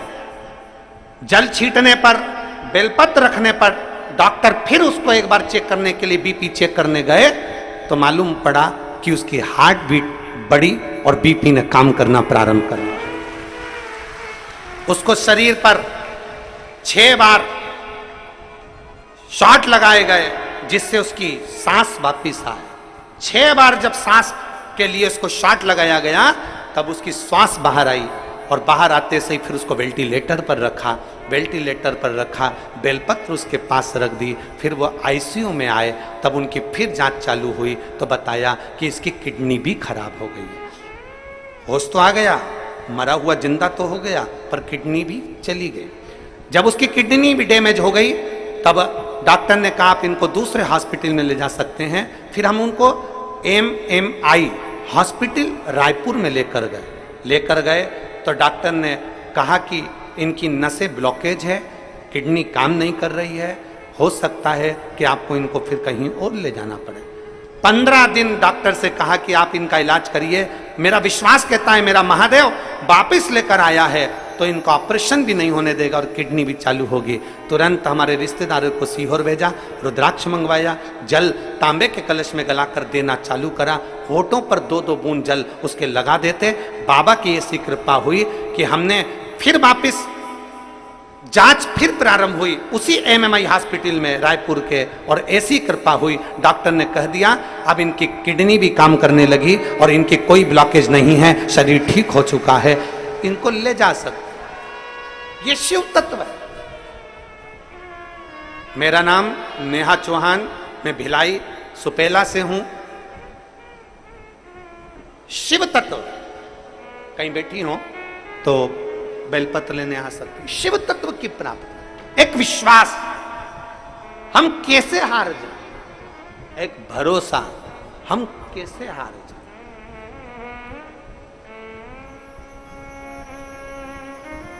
अरे भाई, शिव पुराण कहती है, भगवान शंकर की कथा कहती है,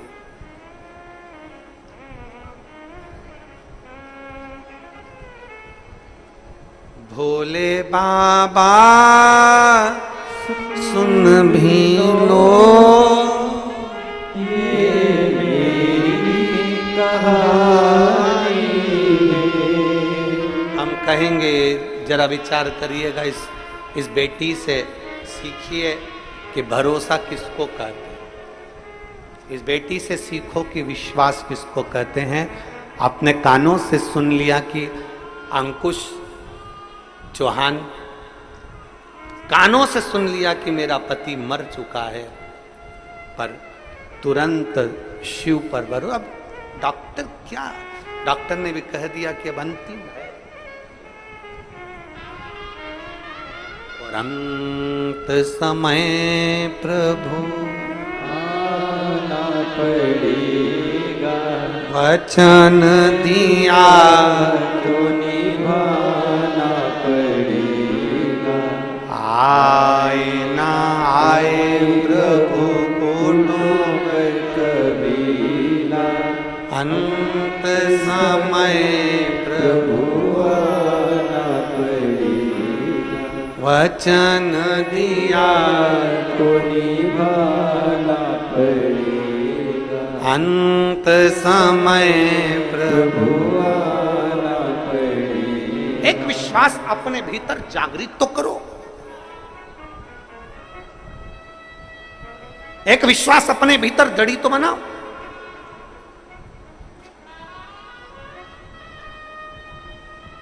कौन कहता है शिव आते नहीं? ये व्यासपीठ कहती है, जिस दिन दिल से पुकारोगे तुम्हारे सामने खड़ा मिलेगा।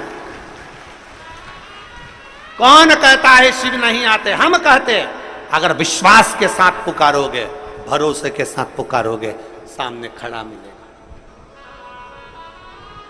हमारा भरोसा पक्का नहीं होता ना तो भगवान नहीं आता। कौन कौन मिलेगा? तुम्हारा विश्वास ही नहीं है तो शिव कहां से मिलेगा? भरोसा तो जोड़ो। फिर निवेदन है, सारे दरवाजे पर माथा टेक कर आ जाना, सारी दुनिया में धक्के खा कर आ जाना, सारी दुनिया में धक्के खा लो, सारी दुनिया में माथा टेक लो, और आखिरी में फिर जब कुछ ना प्राप्त हो तो एक बार मेरे महादेव की शरण में, तुम्हारे गांव में, तुम्हारे नगर में, तुम्हारे शहर में, तुम्हारे पास में, सोसाइटी में, कॉलोनी में जो शंकर का मंदिर है वहां एक लोटा जल लेकर जाना चालू कर दो, शंकर तुम्हारे पीछे पीछे आना प्रारंभ कर देगा। पीछे पीछे।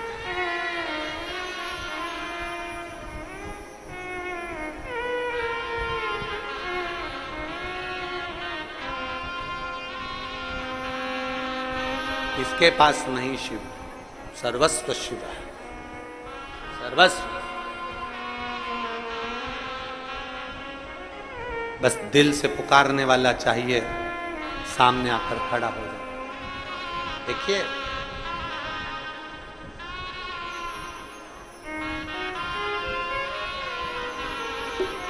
एक सुंदर सा, बैंक में पैसा जमा करने की भी लिमिट होती है, सीमा होती है। रोज 50,000, 60,000, एटीएम से पैसा निकालने की भी एक सीमा होती है। नौकरी करने की भी एक सीमा होती है, उम्र की एक सीमा होती है। इतने वर्ष तक फोर्स में जमा हो गए, इतने समय तक तुम फौज में जमा हो गए, इतने समय पुलिस में हो गए, इतने समय इस नौकरी को मिलेगी, इस समय शिक्षक की नौकरी मिलेगी, इस समय ऐसी नौकरी मिलेगी। उम्र की सीमा होती है। नौकरी में उम्र की सीमा है, बैंक में पैसे की सीमा है। महाराज ऐसी कौन सी जगह है? गाड़ी से जा रहे हो तो रोड पर, रास्ते पर तुम्हारी गाड़ी की भी सीमा है, गति की सीमा है, पैसे की सीमा है, उम्र की सीमा है, नौकरी की सीमा है, हर चीज की एक लिमिट, एक सीमा है। पर मेरे महादेव को प्राप्त करने की कोई सीमा नहीं है, जब चाहो जब प्राप्त करो, कोई सीमा नहीं। मेरे शिव को प्राप्त करने की कोई सीमा नहीं, तो अनलिमिटेड, तुम्हारा मर्जी पड़े उतना। जब दुख हो दौड़कर चले जाओ, जब तकलीफ हो दौड़कर चले जाओ, जब कष्ट हो दौड़कर पहुंच जाओ। और केवल कष्ट के समय पर नहीं, रोज जाओ। तेरे मंदिर में आना मेरा काम है और मेरी बिगड़ी बनाना तेरा। रोज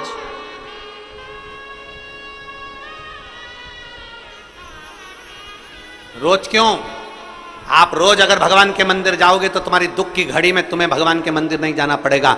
दुख की घड़ी में जिस महादेव के मंदिर में तुमने जल चढ़ाया है वो महादेव तेरे दरवाजे पर आएगा, तुझे नहीं जाना पड़ेगा, वो आएगा।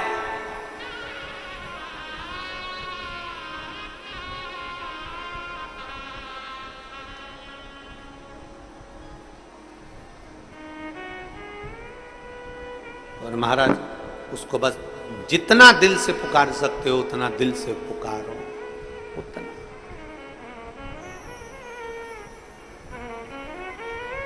आप उसको भजोगे वो मिलेगा। महाराज शिव महापुराण की कथा कहती है,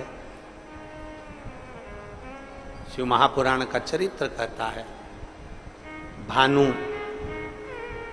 शिव तत्व को प्राप्त करता है।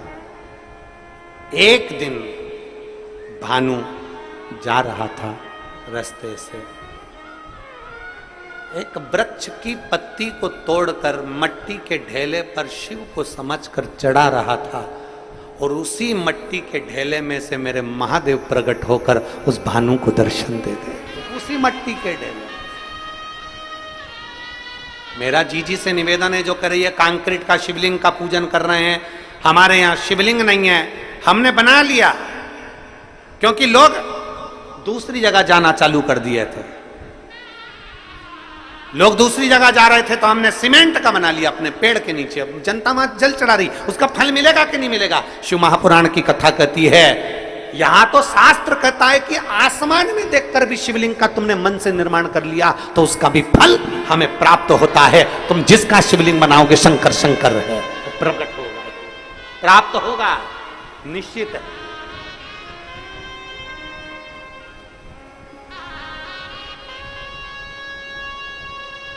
क्यों नहीं मिलेगा?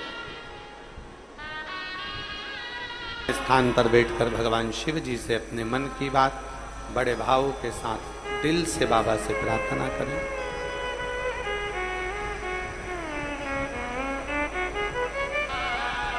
जहां जगह मिले वहां बैठकर भगवान देवाधिदेव महादेव से अपने मन का भाव अवश्य कहिए, दिल से प्रार्थना करिए, निवेदन करिए। आज कथा का छठा दिवस है। कल कथा सुबह 8 बजे प्रारंभ हो जाएगी और 11 बजे विराम हो जाएगा। कहते हैं मेहमान जाते जाते घर के बच्चों को कुछ देकर जाते हैं। कल विराम दिवस की कथा जो सुनता है तो मेरा महादेव भी कुछ ना कुछ देते हुए ही जाता है। शिव कृपा होती है।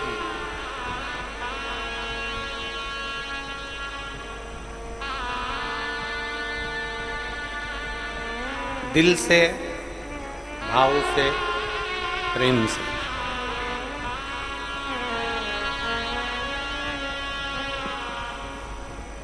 आप और हम सभी भगवान शिव से अपने मन की बात कहें।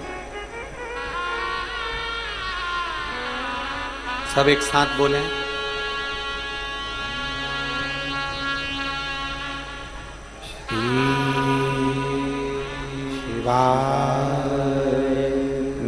नमस्तुभ्यं श्री शिवाय नमस्तुभ्यं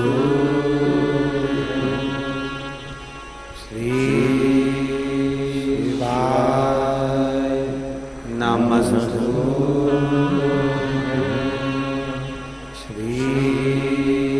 शिवाय नमस्तुभ्यं श्री शिवाय नमस्तुभ्यं भोला सब दुख काटो ओ भोला सब दुख काटो शिव शंकर जपो तेरी माला भोले बाबा जपो तेरी माला भोला सब दुख काटो मारा। ओ भोला सब दुख काटो मारा। वेश है मंगल मंगलकारी, वेश है मंगल मंगलकारी। शमशान वासी हमारा, शमशान वासी हमारा। ओ भोला सब दुख काटो मारा। ओ भोला सब दुख काटो। भगवान शिव की कथा कर रही है, भगवान शंकर का संवाद कर रहा है, शिव महापुराण की कथा वर्णन कर रही है।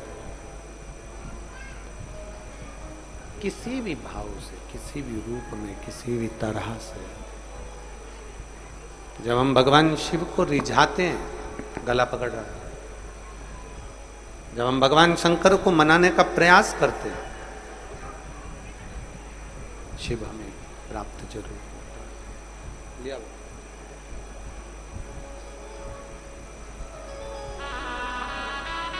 शंभु शंभु शंभु 17 साल के बाद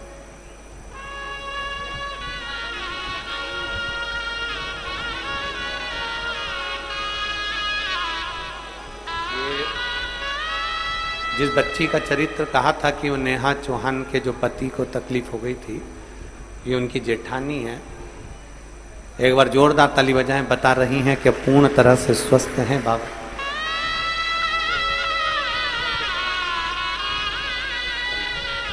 पूर्ण तरह से स्वस्थ।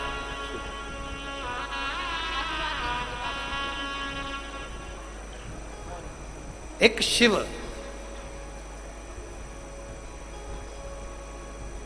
एक हमारा भरोसा, एक हमारी दृढ़ता, एक हमारा विश्वास। भानु जैसे भगवान शंकर का भजन करता करता करता करता शिव को प्राप्त हो गया, भगवान शिव को प्राप्त कर ही लिया उसने। पार्वती जी ने भगवान शिव की आराधना करते करते करते करते करते करते शिव को प्राप्त कर ही। तारकासुर असुर है, पर उसने जो वर मांगा था वो मांगा था कि भगवान शंकर के पुत्र द्वारा मेरे प्राण छूटे।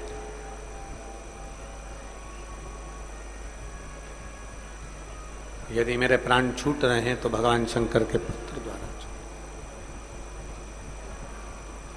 जो मांगा वो मिला, जो मांगा है वो मिला। तारकासुर ने मांगा था कि मैं शंकर जी के पुत्र के द्वारा मरूं, वही हुआ। षडानंद कार्तिकेय जी का प्रागट्य होता है और मां पार्वती जी ने कह दिया तारकासुर का संहार तुम्हें करना है। जिस तारकासुर के हृदय में, दिल में शिव बसे हुए हैं,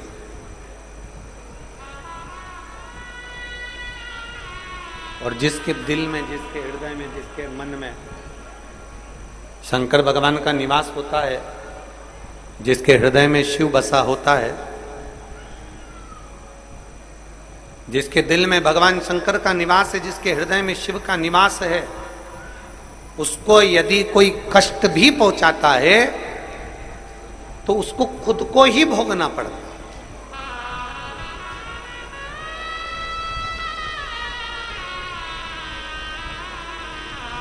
भगवान शंकर की कथा कहती है, शिव महापुराण की कथा कहती है, भगवान शंकर का चरित्र कहता है कि शिव सब कुछ माफ कर सकते हैं। भगवान शंकर सब कुछ माफ कर सकते हैं, भगवान शंकर सब क्षमा कर सकते हैं, भगवान शंकर सब कुछ क्षमा कर सकते हैं, पर भगवान शंकर अपने भक्त के ऊपर यदि कोई उंगली उठाए अपने भक्त को यदि कोई त्राड़ दे, अपने भक्त को यदि कोई परेशान करे, तो शिव उसको कभी स्वीकार नहीं करता, उसको कभी क्षमा नहीं करता। अकाल मृत्यु वो मरे जो काम करे चंडाल का, काल उसका क्या बिगाड़े जो भक्त हो महाकाल। जो शिव की आराधना करने वाला है, शंकर की आराधना करने वाला है, शिव का गुणगान करने वाला है, उसका काल क्या बिगाड़े। बस तुम जाओ कार्तिकेय, तुम जाकर तारकासुर का संहार करिए, तुम जाकर तारकासुर का संहार करिए, तुम जाओ तारकासुर को मारो, तुम जाओ। पर इतना याद रखना कि उसके हृदय में बाण नहीं लगना चाहिए, क्योंकि उसके दिल में, उसके हृदय में शिव बसा हुआ है, उसके हृदय में, उसके चित्त में शंकर बसा हुआ। ठीक है, तारकासुर को मारने के लिए कार्तिकेय जी गए और बाणों पर बाण चलाए गए, पर तारकासुर के दिल में, हृदय में बाण नहीं छोड़ा गया। मन में एक बार यदि शिव आ गया, मन में एक बार यदि देवाधिदेव महादेव समाहित हो गया, तो फिर तुम्हें चिंता करने की जरूरत नहीं है। चिंता करेगा तो देवाधिदेव महादेव स्वयं करेगा।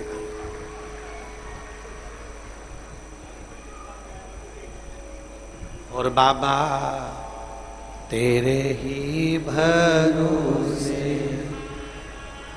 भोले तेरे ही भरोसे, हवा बिच उड़ती जावागी, बाबा डोर हल्लो छड़ी में कटी जावागी, भोले मैं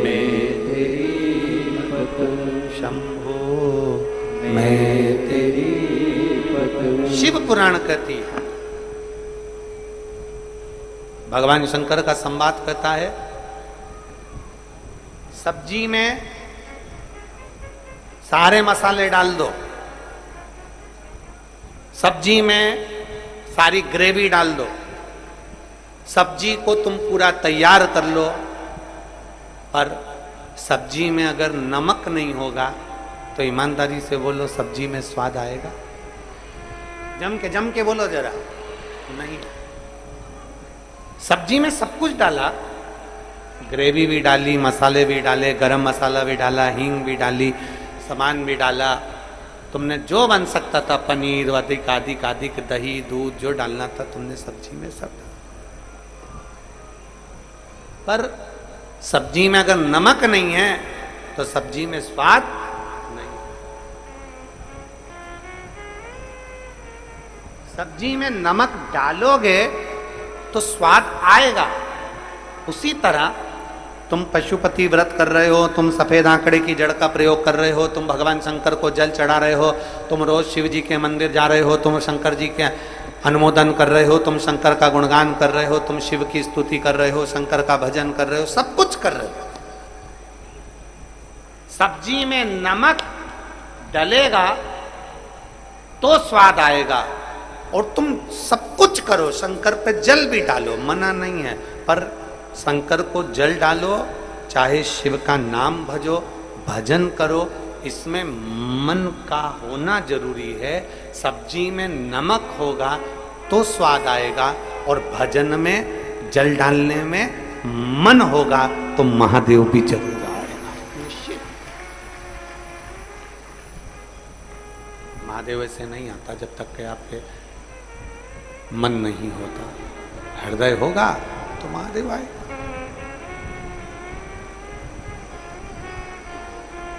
हृदय होगा तो महादेव मिलेगा।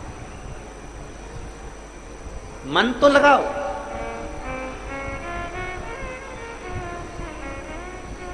दिल में शिव को बिठाने का प्रयास करिए। हृदय में भगवान शंकर को बिठाने का प्रयास करिए। तारकासुर के प्राण छूट गए। तारकासुर के 3 पुत्र हैं, तारकाक्ष, विदुम्माली, कमलाक्ष, तीनों उपद्री हैं।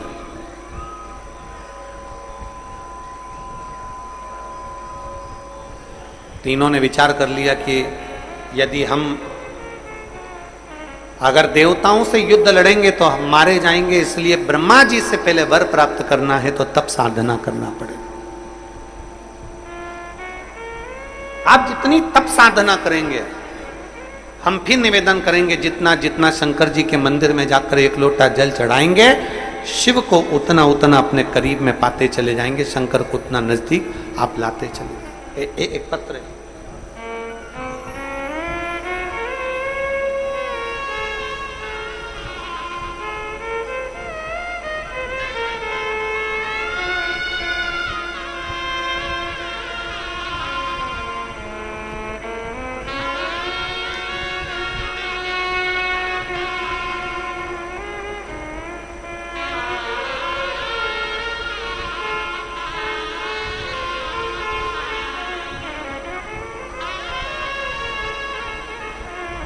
मैं पूनम उपाध्याय, रिसाली सेक्टर, भिलाई की निवासी हूं। कहीं बैठी हैं पूनम? हाथ हिलाओ, आ जाओ बेटा, एक बेलपत्र ले जाइए, आ जाइए। मैं पूनम उपाध्याय, रिसाली सेक्टर, भिलाई की निवासी हूं। डीले कम करो। भिलाई की निवासी हूं। गुरुदेव, मैं पशुपति व्रत का क्या गुणगान करूं?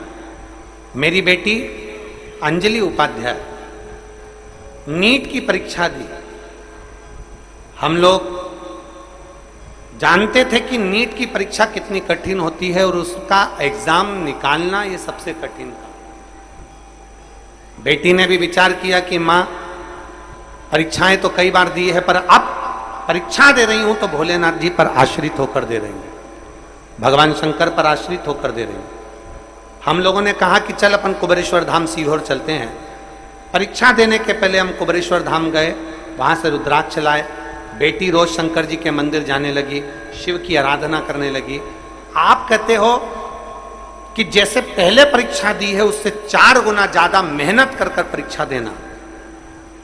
मेरी बेटी ने मेहनत को 4 गुना करा और दिन रात एक कर कर मेहनत करी। सावन के महीने में आपने पिछली बार पार्थिव शिवलिंग का पूजन कराया और उसमें आपने कहा था कि पार्थिव शिवलिंग का पूजन करो तो वहां एक बेलपत्र चढ़ाओ ना, उसमें से एक बेलपत्र उठाकर रख लेना अपनी कामना कर कर। हमारी बेटी ने वो बेलपत्र उठाकर रख ली और पशुपतिनाथ का व्रत किया। जब एग्जाम देने गई, खूब मेहनत करी और मेहनत के साथ में एक बेलपत्री शहद लगाकर गई। और बाबा का मैं क्या गुणगान करूं, आज मेरी बेटी सरकारी मेडिकल कॉलेज में MBBS की पढ़ाई कर रही है, नीट का एग्जाम उसका पास हो गया। ये शिव तत्व है,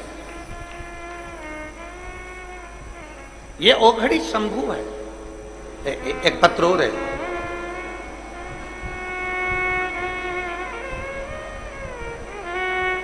सरिता डागा।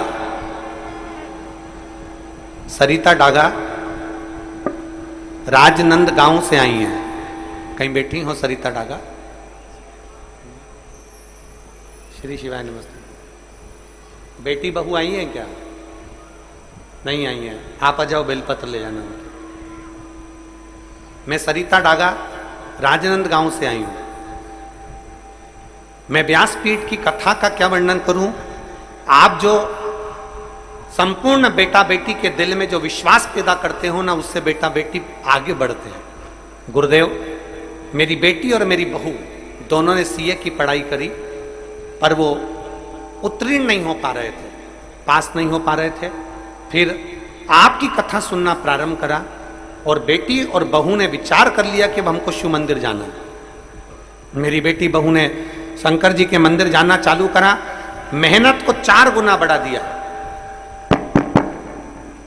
आप लोग कहते हैं कि मेहनत ज्यादा करो, तो मेरी बेटी और बहू ने मेहनत करना प्रारंभ करा और खूब मेहनत करा। और मेहनत करते करते आखिरी में भगवान शंकर के मंदिर में बेलपत्र और शहद लगाकर शिव को चढ़ाकर जो बार बार फेल हो रहे थे, उससे फिर एग्जाम देना प्रारंभ करा। खूब मेहनत करी और बाबा की कृपा से मेरी बेटी और मेरी बहू दोनों मई के महीने में सीए बन गई। मैं बाबा को धन्यवाद देने के लिए। शिव तत्व की प्राप्ति। एक पत्र और है, बड़ा सुंदर है। मेरा नाम रामरूप राय, मेरे पिताजी का नाम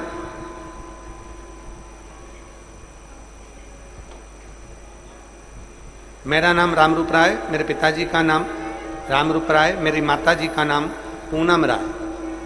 गुरुजी,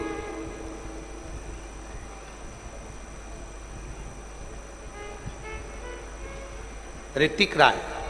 कहीं बैठे हैं ऋतिक? आप ही हैं? श्री शिवाय नमस्तुभ्यम। आइए बेलपत्र लेकर जाइए, आइए आइए। गुरुजी,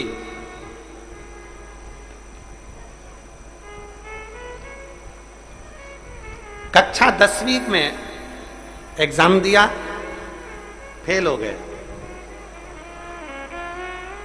फिर विचार करा कि कभी पढ़ाई नहीं करूंगा, और मेरे घर के लोगों ने भी कह दिया ठीक।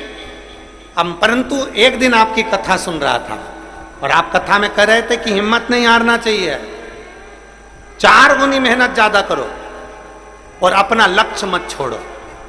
अब मैंने भी सोच लिया अब तो पास होकर ही मानूंगा। फिर दूसरी बार मैंने एग्जाम दिया, और एग्जाम दिया तो चौगनी मेहनत के साथ दिया। और आपको धन्यवाद देता हूं कि मैंने ट्यूशन भी नहीं लगाई, कोचिंग भी नहीं करी, और आपके कहने से चौगनी मेहनत करी और पास होकर बताया। मेरी मार्कशीट पीछे लगा। शिव तत्व इसी को कहते हैं, एक विश्वास के साथ, एक भरोसे के साथ, एक दृढ़ता के साथ जब आप मेहनत को 4 गुना करते हो, अपनी मेहनत 4 गुनी करते हो, तो उसका फल मिलता जरूर है, उसका फल अवश्य प्राप्त। क्यों ना मिले? आ जाओ, आ जाओ।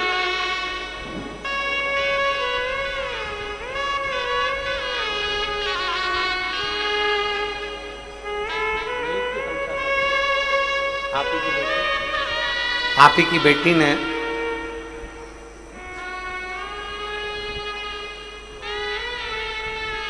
अंजलि उपाध्याय ने नीट की परीक्षा पास करी और एमबीबीएस की पढ़ाई डॉक्टरी की कर रही है। एक बार जोरदार ताली। बधाई।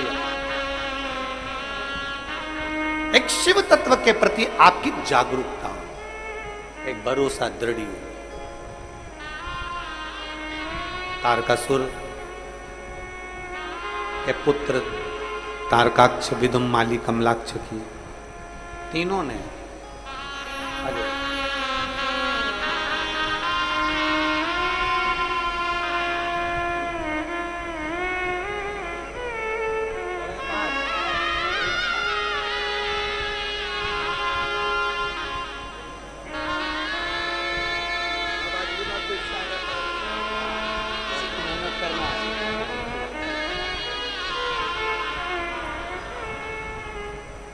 बच्चे ने मेहनत तो करी है, अब बोल रहा है अगले साल फिर मेहनत करूंगा और 12th पास कर कर फिर आगे बढ़ो। मेहनत तो करी है ना।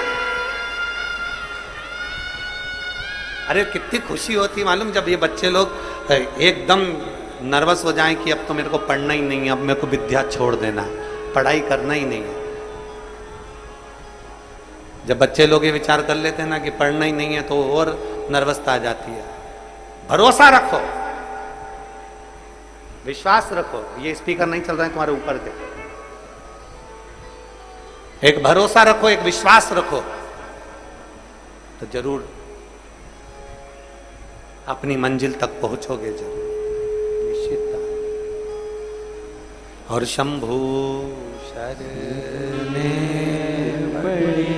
मांगू घड़ी रे घड़ी दुख काटो, दया करीने दर्शन आपो। शंभु शरणे मांगू घड़ी रे दुख काटो, दया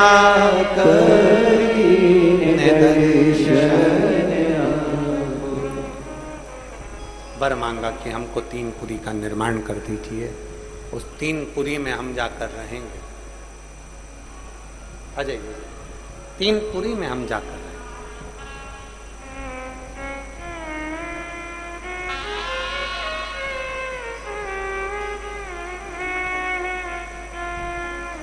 बहू और बेटी को बधाई।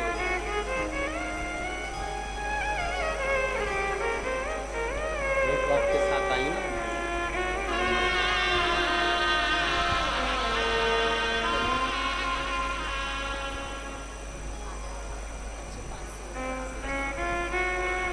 बहू और बेटी दोनों ने सीए क्लियर करा है।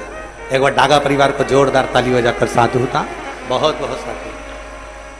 शिव तत्व है, औघड़ी है शिव। एक भरोसा अपने भीतर। शिव कथा कह रही है, तारकासुर के 3 बेटे तारकाक्ष, विदुमाली, कमलाक्ष की ने तप साधना करी और उस तप साधना का बल इतना प्रबल रहा, इतना प्रबल रहा कि उस तप साधना के बल से 3 पुरियों का निर्माण किया, जहां के वो राजा बनकर बैठे। 3 पुरियों का निर्माण। अब उन्होंने उपद्रव मचाना प्रारंभ कर। इतना उपद्रव मचाया, इतना उपद्रव मचाया कि सारे देवता एकत्रित होकर भगवान शिव जी के पास में गए। भगवान देवाधिदेव महादेव ने एक बड़े से नंदी का रूप रखा। एक बड़े से नंदी का रूप रखकर देवाधिदेव महादेव ने सारे देवताओं को पशु बना दिया और बड़े नंदी का रूप रखकर दौड़ते हुए तारकाक्ष, विदुमाली और कमलाक्ष की तीनों को एकत्रित कर कर तीनों के प्राण हुए। शिव जी का नाम पशुपति नाथ पड़ा। भगवान शिव का नाम पशुपति नाथ। हमने पहले भी कथा में कहा है कि एक पाशुपत्य अस्त्र होता है, एक पाशुपत्य योग होता है और एक पाशुपत्य व्रत होता है। आपकी और हमारी इतनी सामर्थ्यता नहीं है कि हम इतना तप एकत्रित कर लें और उस तप के बल पर हम पशुपति अस्त्र, पाशुपत्य अस्त्र इकट्ठा लें। आपकी और हमारी इतनी सामर्थ्यता नहीं कि हम पाशुपत्य योग को एकत्रित करें। पर संपूर्ण विश्व के कल्याण हेतु शिव महापुराण पशुपति व्रत का वर्णन करती। जितना बल पाशुपत्य अस्त्र में होता है, जितना बल पाशुपत्य योग में होता है, शिव महापुराण की कथा कहती है उतना बल एक पशुपति नाथ के व्रत में होता है। उतना बल होता है।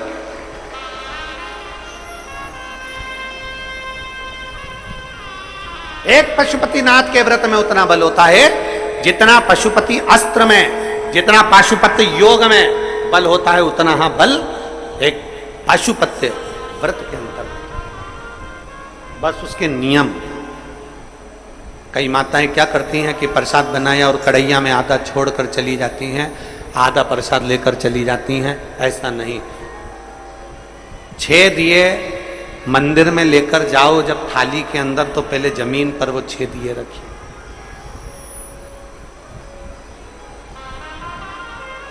छह दिए पहले मंदिर में रखिए और 6 दिए मंदिर में रखने के बाद में फिर 5 दिए प्रज्वलित करिए। प्रसाद के 3 हिस्से करिए।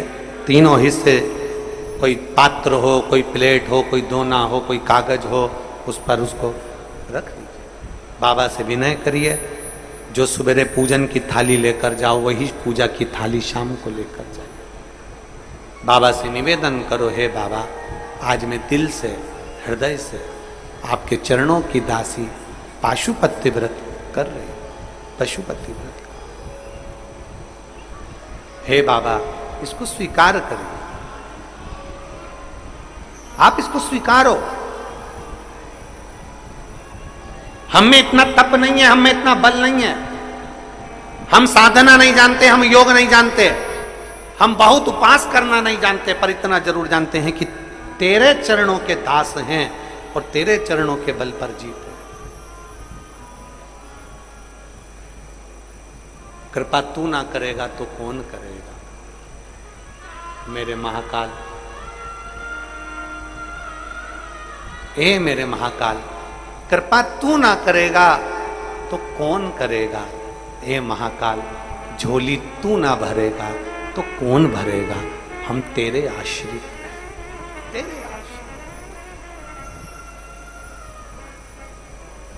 हम उसके आश्रित हो जाए। एक पशुपति व्रत में वो बल है, पशुपति अस्त्र का बल है, पाशुपत योग का बल है। बस नियम से धारण करने वाला होना चाहिए। और जब 5 व्रत पूरे हों और 5वां व्रत जिस दिन पूरा हो उस दिन बाबा देवाधिदेव महादेव से अपने मन की बात, 108 चावल के दाने भी अगर समर्पित कर रहे हो, 108 फूल की पत्ती भी समर्पित कर रहे हो, तो दिल से श्री शिवाय नमस्तुभ्यम कहते कहते बाबा से अपने मन की बात कहते हुए समर्पित करें। दिल से कहिए, स्वीकार करें, स्वीकार।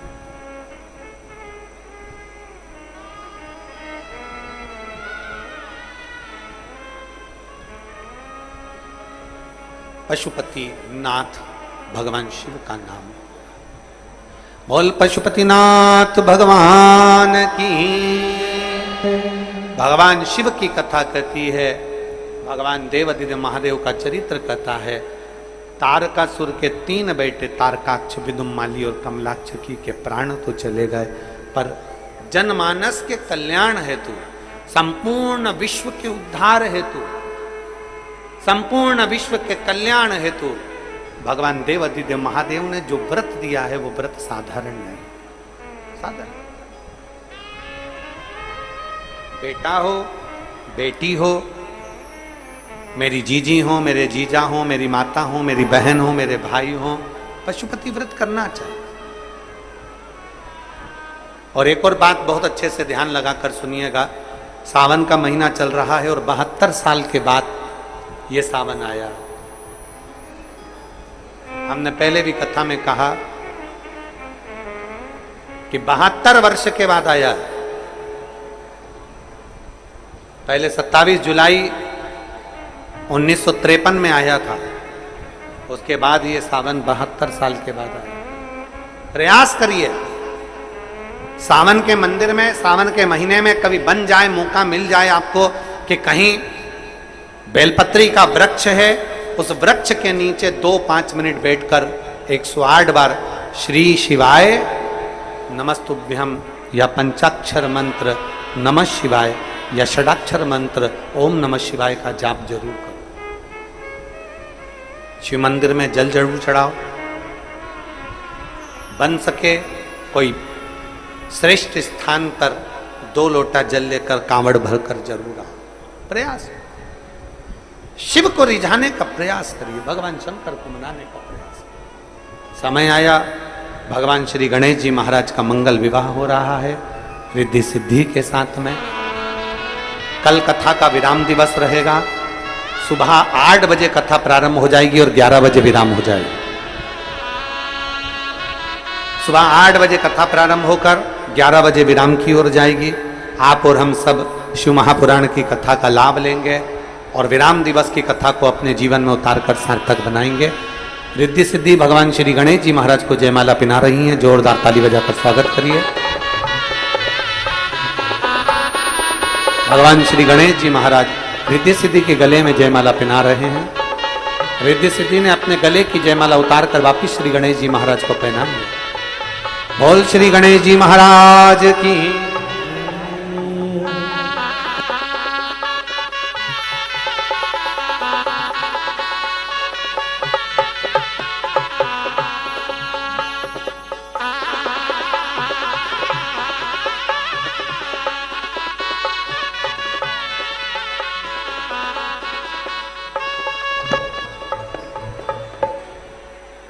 बोल काशी विश्वनाथ भगवान की।